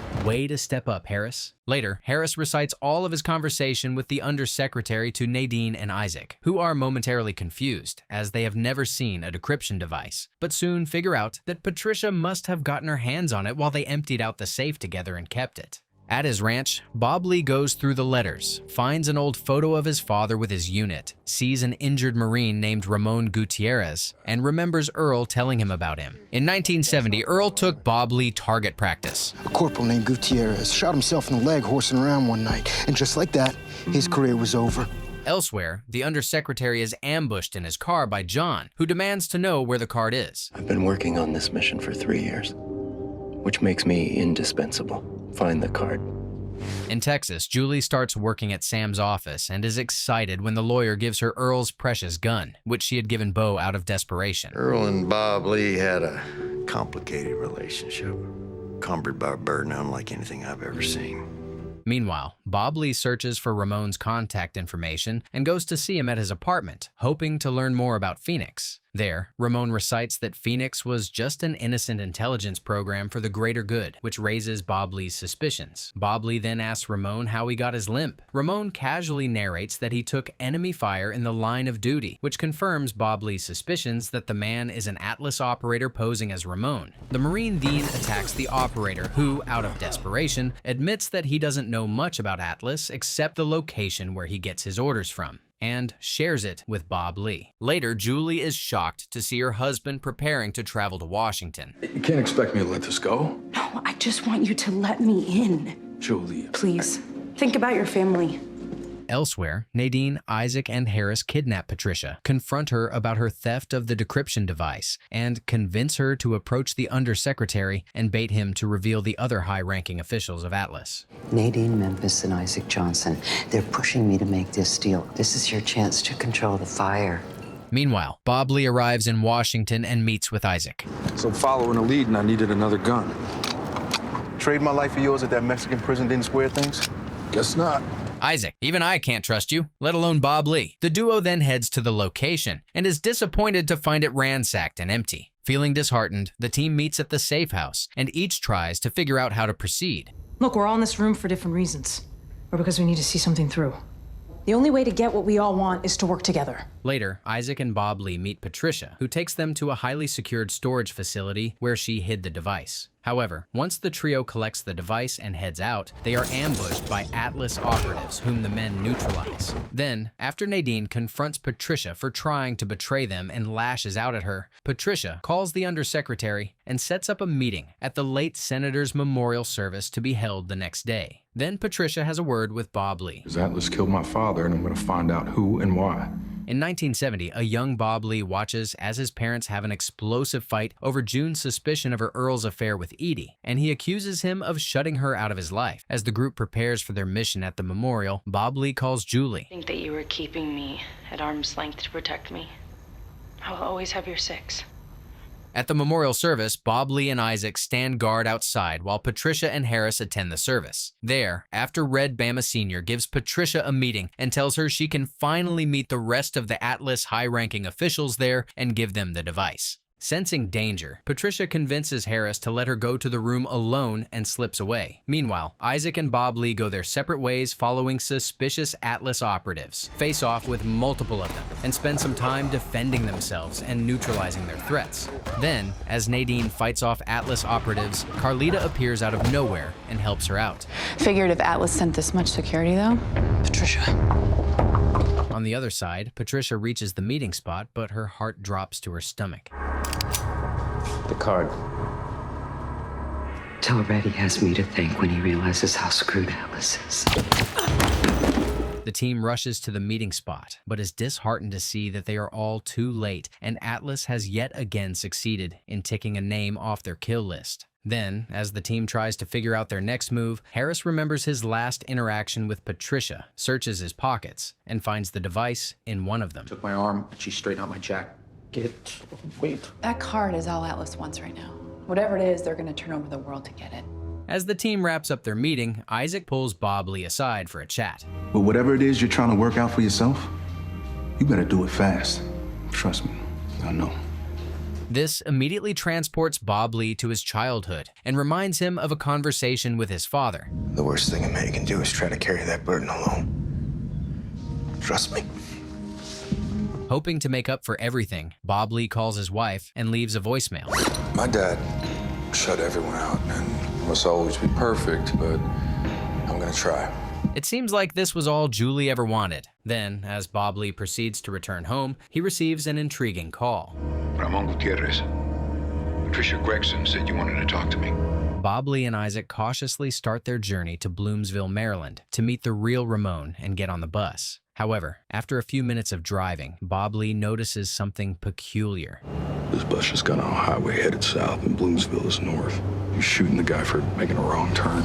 Then, as Bob Lee approaches the driver, both he and Isaac are held at gunpoint. Gutierrez, nice to meet you. Elsewhere, after learning the company name from the decryption card, Nadine and Carlita convince Harris to reach out to his old friend named Rebecca, who works at Titan, and he asks her out to dinner. I am taking this key to HQ and reporting you, otherwise I'm getting fired, maybe even facing prosecution. Then, as Rebecca attempts to leave, Atlas operatives try to ambush the duo, but Carlita and Nadine intervene, and the group leaves just as John storms the restaurant to take matters into his own hands. Meanwhile, at Ramon's weed farm, Bob Lee gets straight to business. Why did Atlas kill my father? Your father was going to tell the world about them. Your father had innocent blood on his hands. Shocked out of his mind, Bob Lee tries to defend his father. Deep down, you know he had a darkness inside him. Your father wasn't just following orders. To make matters worse, Ramon adds that Earl had started volunteering his expertise to Phoenix and had even developed the current mission algorithms Atlas uses with another operative named Catherine Mayfield. Ramon then reveals that on his last mission with Earl, the unit had gotten their orders from a mysterious source and had gone into the mission without uniforms, dog tags, or American weapons, and tried to take out a military general. However, once inside, Ramon had realized that the target wasn't a soldier at all and tried to inform Earl, who's too focused on completing the mission to care, and ended up killing both the man and his woman companion in cold blood. He was a guy who seemed to enjoy Vietnam way more than he liked racing his family, but he had a code. There were lines he wouldn't cross. Then, as ordered by Ramon, Isaac and Bob Lee sit around waiting for a secure transport back, which seems like the first quiet moment Bob Lee had had in months to reflect on everything, and the turmoil inside him boils over. Despite defending his father out loud, inside, Bob Lee is in utter agony, as with each new piece of information he finds about his father, he feels like he never really knew the man he adored and had idolized all his life, and struggles to reconcile this version of Earl with the one he grew up admiring. He had accepted the affair, but this? War changes people, yes. He knows that more than anyone, but into a war criminal? Now, as far as Bob Lee was concerned, that was a choice one actively makes, and there was no excuse for that. Hoping for a distraction from the loud inner crisis, Bob Lee asks Ramon about his injury. Your father acted surprised. Then he signed paperwork saying I was injured during the mission. I smiled for the picture the next day and kept my mouth shut. What do you know about Atlas now? Nothing. Unfortunately, his attempts backfire and leave him wondering if there was a way out of the insanity. No matter how unorthodox, why did Earl stay? Take some comfort in the fact that he wanted to make it right.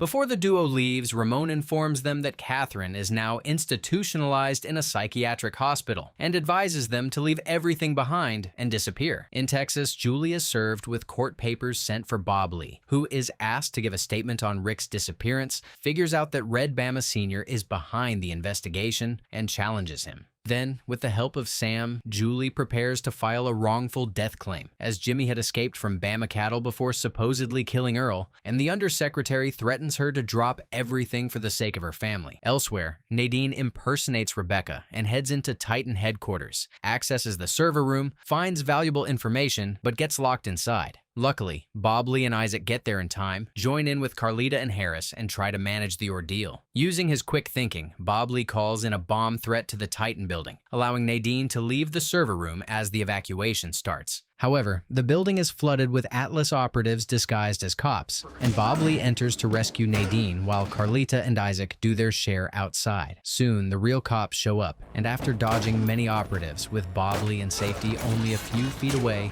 Nadine feels cornered and surrenders to the police. Then, as the team scrambles to form a rescue plan for Nadine, she is knocked out and transported out of jail. A stressed-out Harris gets up early and rushes to search for Nadine. Bob Lee supports the terrified man and reminds everyone that they should never leave a man behind. A new war where the enemy is invisible and people don't die. Then, as the team scrambles to form a plan of action, Nadine unexpectedly returns to the bunker. 4 hours earlier, Nadine finds herself tied up in the passenger seat of a rogue Department of Justice agent named Margot.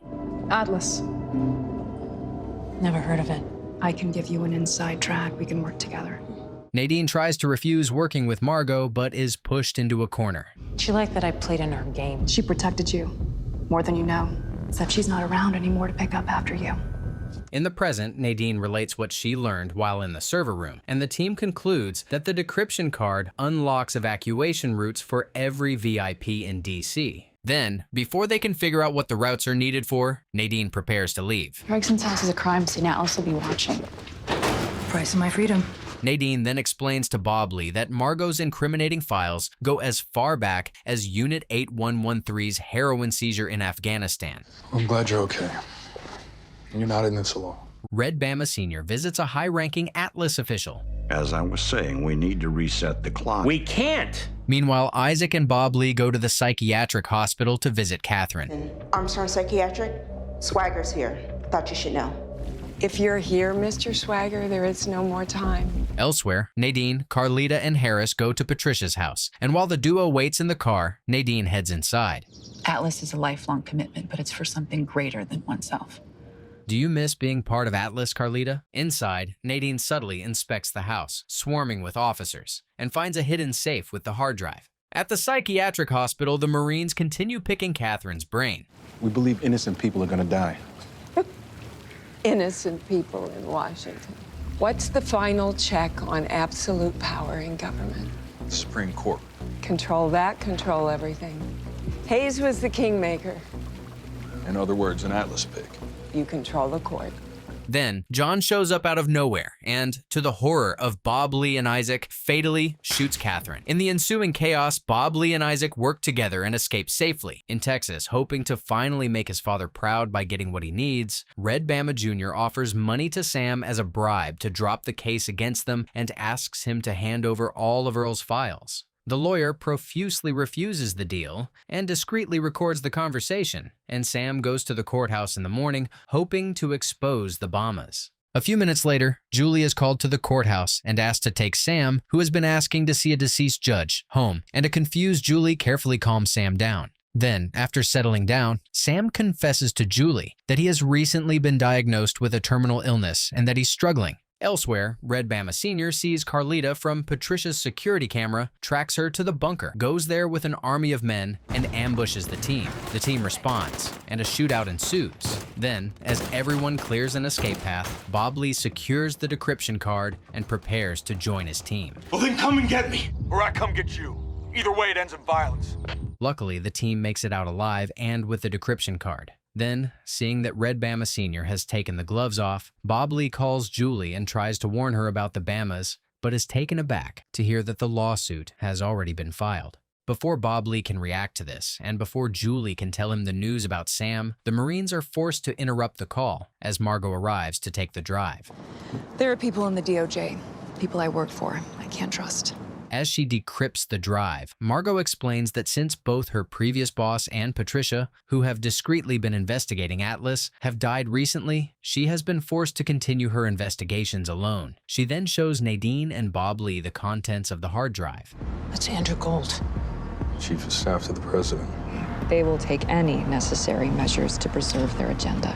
Elsewhere, Red Bama Jr. goes to Sam's office in the evening, finds him working late and hoping to send a message, and severely beats him. Luckily, Julie arrives a few minutes later, and seeing the horror, quickly intervenes. Red Bama Jr. attacks Julie too and flees. A shaken-up Julie then calls for help and takes Sam to the hospital. The news of the attack soon reaches Bob Lee, and he rushes to the hospital to see the man who had raised him like a son. There, Bob Lee is quite devastated to see Sam's state and decides to take revenge on Red Bama Jr. The next morning, Bob Lee tracks Red Bama Jr. to the slaughterhouse, follows him inside, and questions him. Stop, please! I'll stop when you tell me. He has something that belongs to my dad! Now, you're fast, Swagger, but you're not this fast.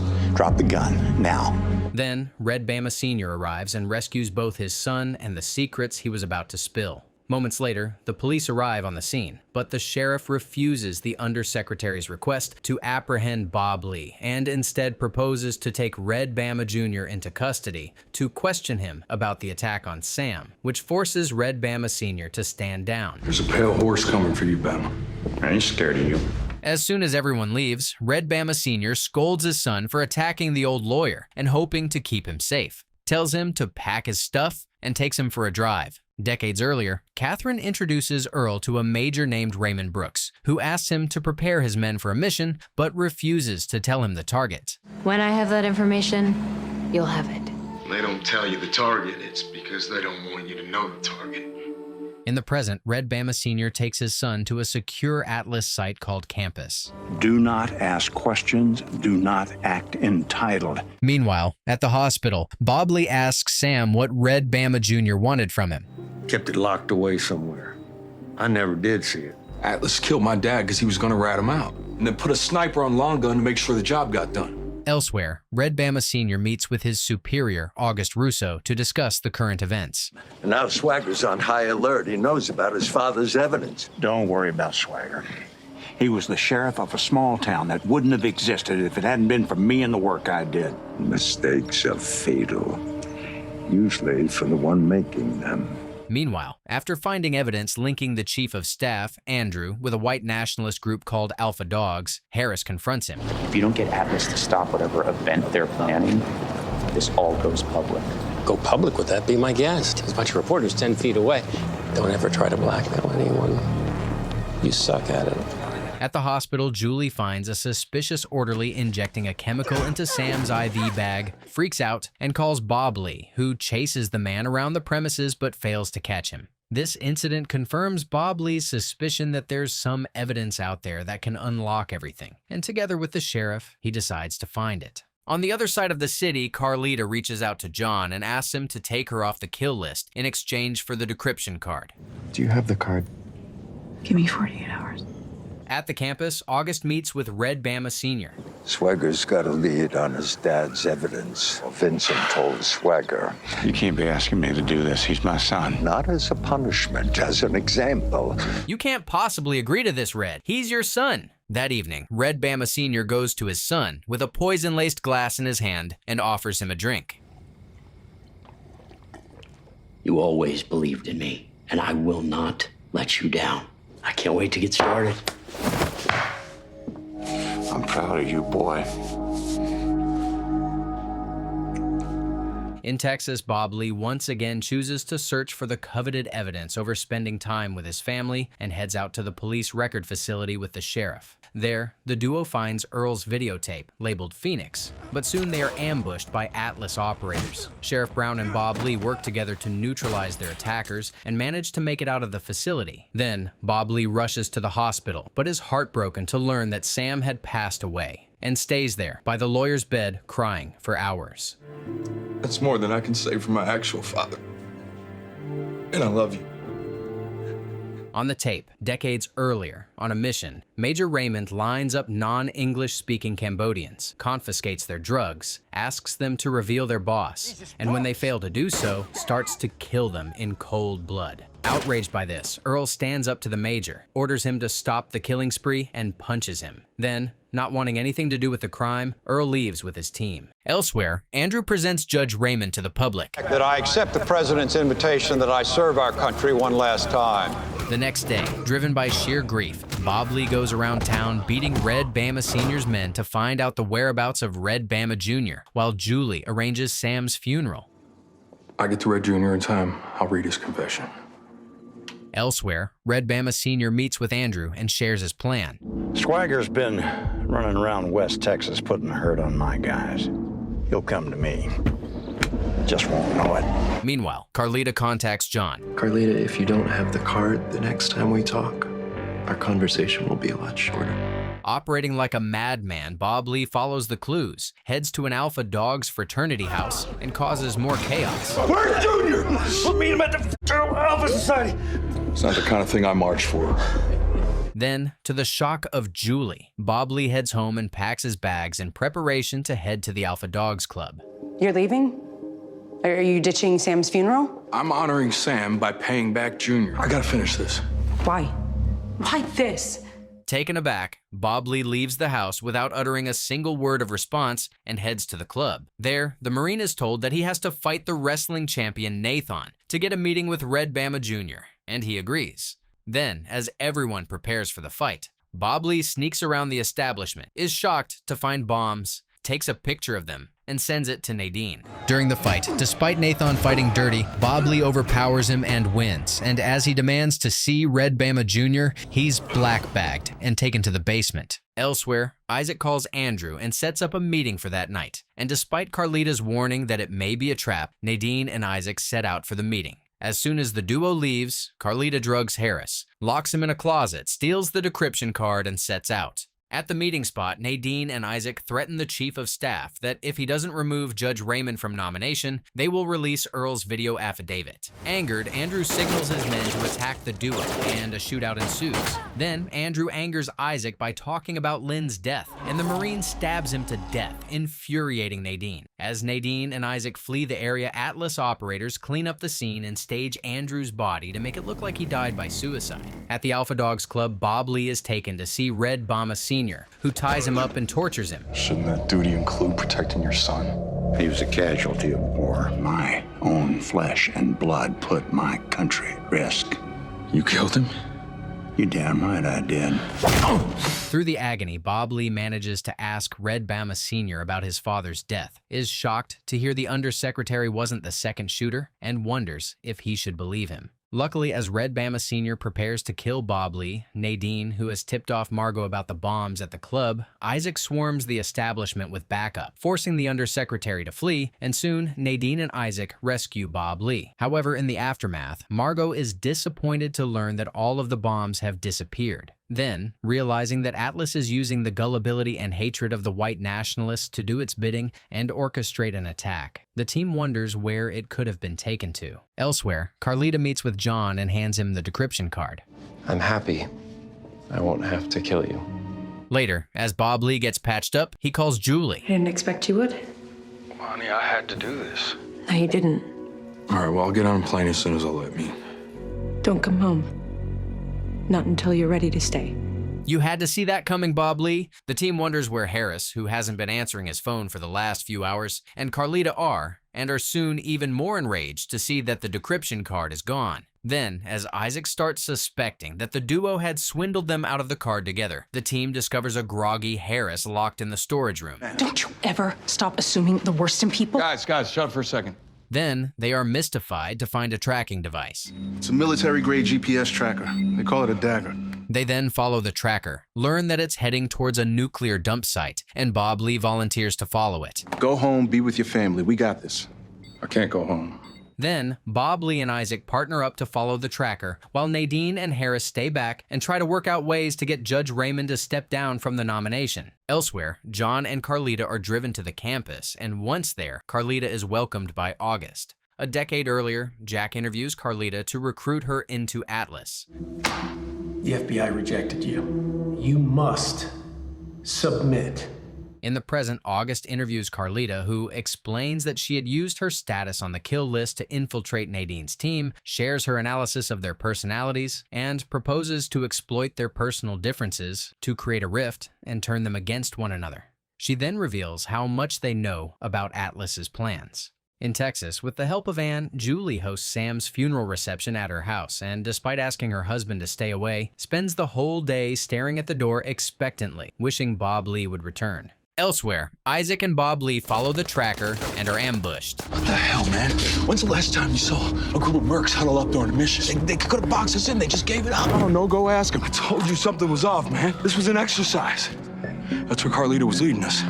A decade earlier, Carlita and John train intensely for the Atlas recruitment program. They want true believers, agents who will die for their missions.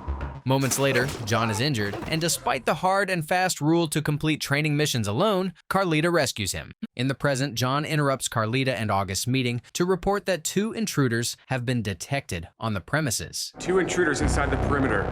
Wait here. Then, agents approach the Marines, who are soon shot with tranquilizers and captured. Elsewhere, Nadine and Harris meet Judge Raymond. I'll never forgive myself for some of the things I did over there. If I were a pawn, I'd know it. Doesn't matter what you know, and they're gonna take innocent lives to make that happen. Then, Harris threatens the judge with Earl's affidavit and asks him to step down. A decade earlier, Carlita is tortured for breaking the rule and helping John. No one will save you.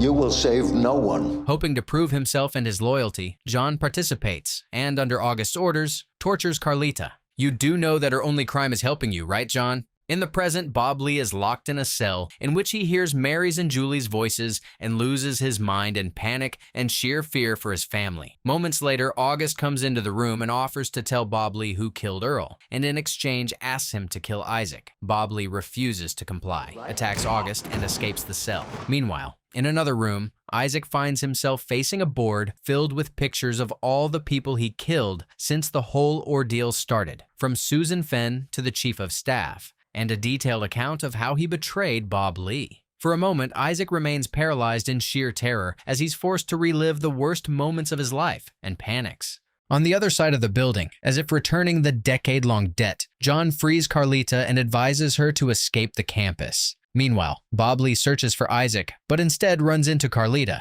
Where is he? Bruce likes to toy with his prey before he eats it. You've been playing Isaac and Nadine all along. No, I have not. I needed to buy time. Carlita shows Bob Lee the bomb she has set on a 10-minute timer and shares her plan. But whatever happens, I pull the trigger. Elsewhere, August meets Isaac in his cell, and after reminding him of his crimes and the type of person he had become, suggests that he should take his own life. Luckily, Bob Lee and Carlita soon arrive in Isaac's cell through the air ducts and ambush August. Give me the gun. Not until I get the answers I want. This is what you want. Then, Carlita faces off with August. Still so emotional with this. Meanwhile, Isaac and Bob Lee head to the Atlas Operation HQ, find Earl's file, which has audio from the night of Earl's murder. Operations. Please state your phone identification. Targeted sites. But there's someone else here. Or proceed. Seconds later, the alarm starts blaring, forcing Bob Lee and Isaac to run out of the campus, which, moments later, is blown to smithereens. Outside, Isaac and Bob Lee have a talk. We should leave all our old shit in the past. Copy that. At the Swaggers Ranch, Julie finds Mary's doll rigged with audio devices, panics, sweeps the house, and is terrified to learn that her house has been bugged by multiple devices for who knows how long. Feeling like her family is no longer safe at the ranch, Julie takes Mary and Anne on a road trip. Meanwhile, Harris finds a clue to Atlas's objectives. And her dynamics. It was Lon Scott's company. It was a front for Atlas. All their documents go public, which opens the door for Atlas's past. Atlas is trying to tip the balance. Elsewhere, Judge Raymond makes a speech. I stand here before you today to tell you that these allegations are false. He has to be Atlas. Killed my father. Are you sure? I'm gonna kill him. In the next couple of days, the weight of potentially losing his marriage and family sinks in, and Bob Lee spends sleepless nights trying to figure out what to do. However, he soon pushes this aside, like he always does, and hoping to get his hands on Judge Raymond, convinces Harris to get him a pass to the judge's confirmation hearing. I know what I'm doing. Until you're staring down the man who killed your father. We've tried taking out the heads of Atlas, and that still hasn't stopped the attack. That needs to be our focus. Elsewhere, Red Bama Sr. meets Judge Raymond at the hotel where the hearing is held. That's the only thing that keeps us protected. Keeps Atlas on the right side of history. Put Swaggart down. I am dealing with that situation as I see fit. Then, as the undersecretary roams the hallways, he runs into Bob Lee. Don't be the man who ruins not only his life, but the lives of those around him. Hoping to show how serious he is, Red Bama Sr. threatens Bob Lee's family. Your body will hit the ground before you even hear a gunshot. You know I'm willing to take that chance. Horrified to see that his enemy seems to know more about his family than he does, Bob Lee calls Julie to warn her. I'm on my way. Where are you? Don't bother. Don't bother. Please just trust me. I have to relocate us now. Elsewhere, Isaac rescues 2 recruit trainees and an active agent named Parata, who impersonates a recruit from the explosion, brings them back, and tries to figure out how to extract information from them with Nadine. Luckily, the duo soon figures out that there's more to Parata than meets the eye and makes a move. You found the explosives? Means we no longer need you. I don't want to be looking over my shoulder. What part of disappear don't you understand? He's not switching sides. He's trying to double up. Word that we know about the Suntex. Meanwhile, Bob Lee infiltrates the hotel, makes his way to Judge Raymond's room, kidnaps him, and orders Harris to drive them to the woods. There, a panicked Harris senses that things are about to get a lot worse, waits until Bob Lee leaves him behind in the car, and takes the judge into the woods and calls Nadine, who is out surveilling Parata with Isaac about the situation. You have to stop Swagger from doing something that he'll regret. Elsewhere, Isaac discreetly follows Parata and, just like he suspected, sees him meeting with Red Bama Sr. Did they mention how they found the explosives? No. How would you like me to proceed? Before the undersecretary can answer the question, he receives a text about Judge Raymond's kidnapping. Do you have access to other agents? Yes, sir. On the other side of the country in a hotel, while Anne and Mary enjoy themselves by the pool, Julie returns to their room and sees a man hiding. Terrified, she cautiously collects her guns, retreats, takes her family, and flees the area. In the woods, Bob Lee forces the judge to dig a grave and confronts him. If you and my dad are so much alike, how come he didn't shoot you when you had the chance? That's why I'm here and he's not. My dad was a lot of things, but he wasn't a murderer. Then, Harris notices Parata and his men arriving, frantically searches for Bob Lee, and alerts him. Soon, the Atlas operatives reach the trio, and a standoff ensues. Unless you want your man dead, I suggest you lower your weapons. You're never gonna get out of these woods alive.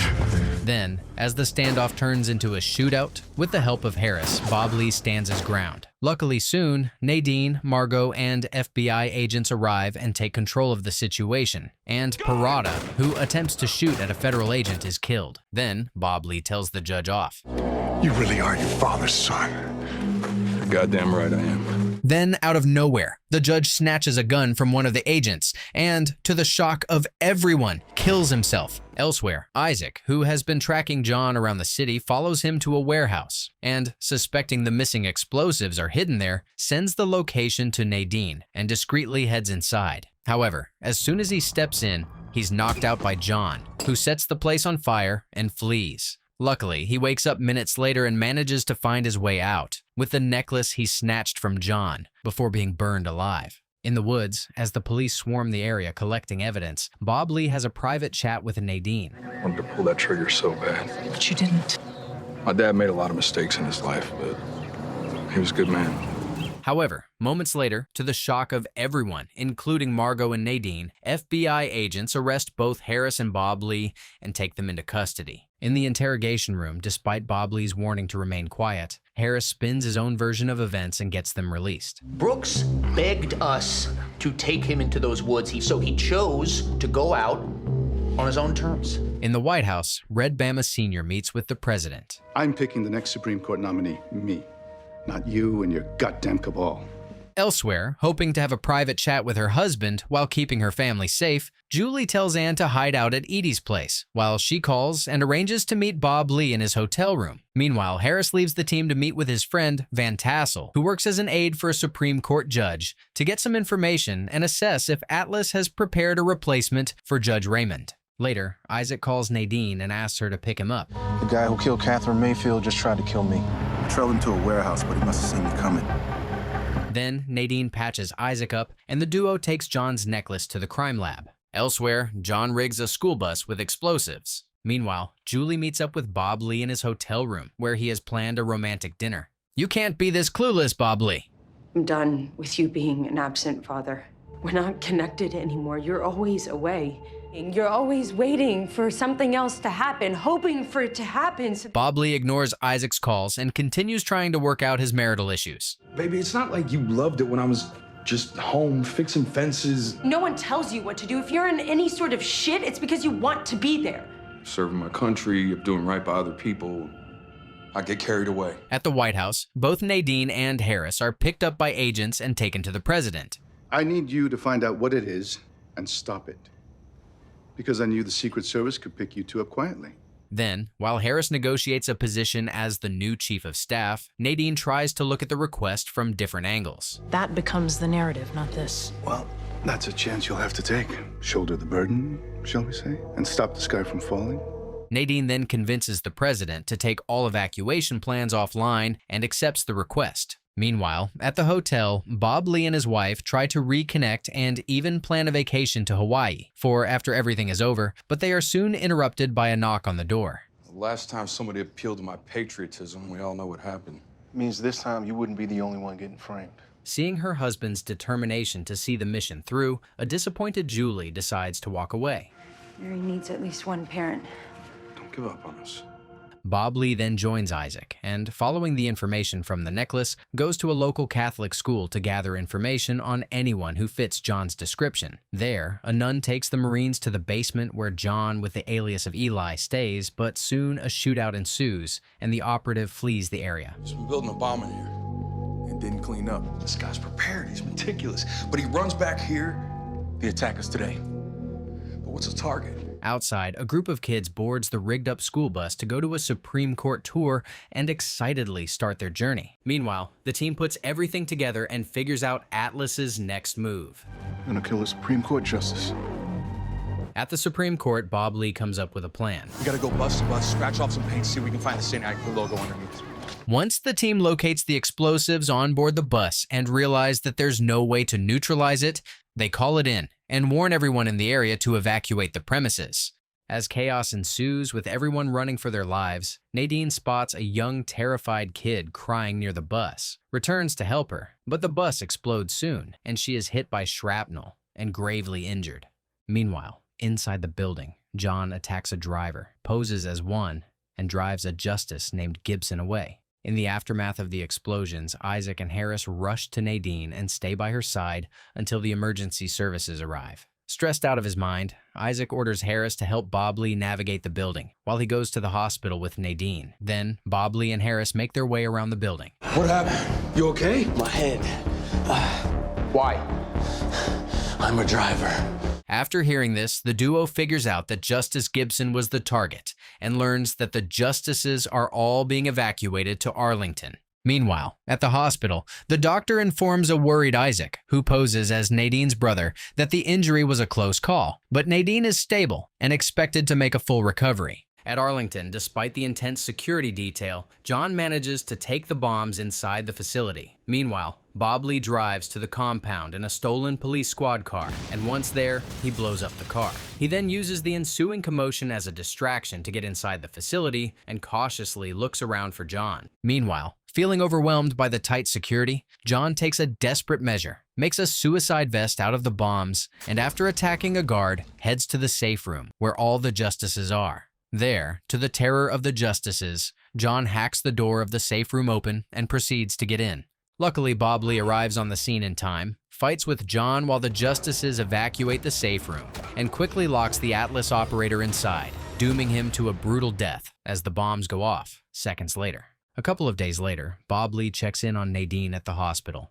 You still planning on taking over Atlas? Not alone. But there's always going to be someone trying to run things. Might as well be the good guys. Then, Nadine offers Bob Lee to join the new and improved Atlas. I'm gonna focus on saving my marriage instead of the world.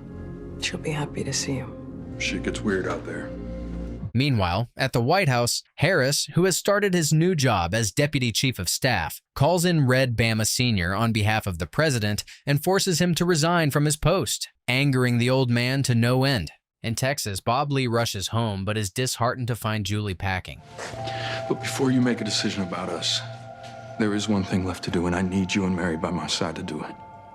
Then, with the help of his family and the sheriff, Bob Lee holds a memorial service for both Earl and Sam. Then, as he leaves, he meets Red Bama Sr., who admits defeat and informs him that he's selling his company and moving away so that he can be safe from him. Elsewhere, after agreeing to name the new Atlas Prometheus, Isaac takes Nadine to their new HQ.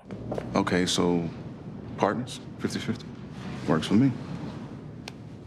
What a beautiful partnership. Then, as they walk around the room, they are surprised to see a gift box and cautiously approach it.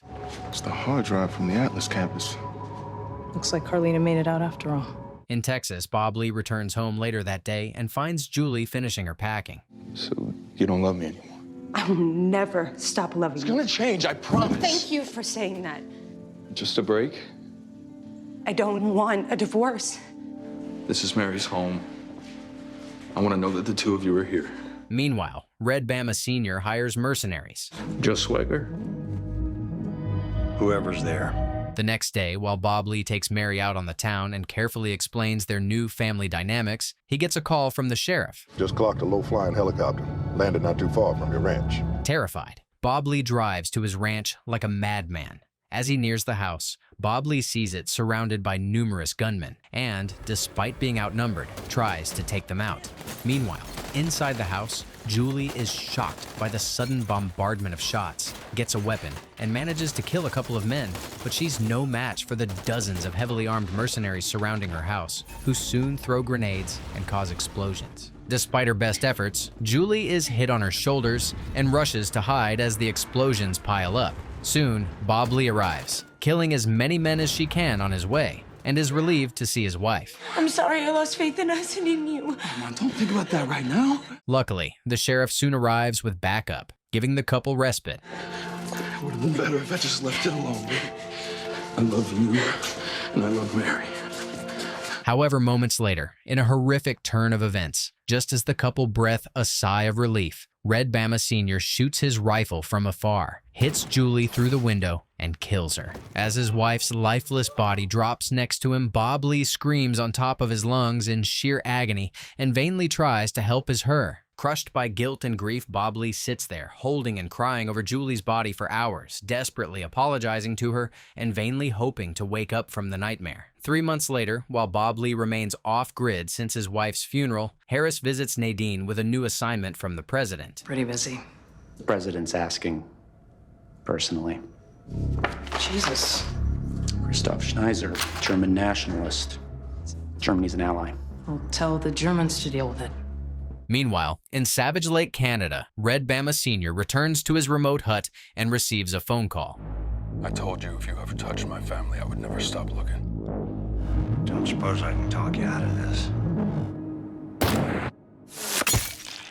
Bob Lee walks away from the snow-covered mountains, still haunted by Julie's memory, all the good times they had, and the everlasting guilt etched in his heart.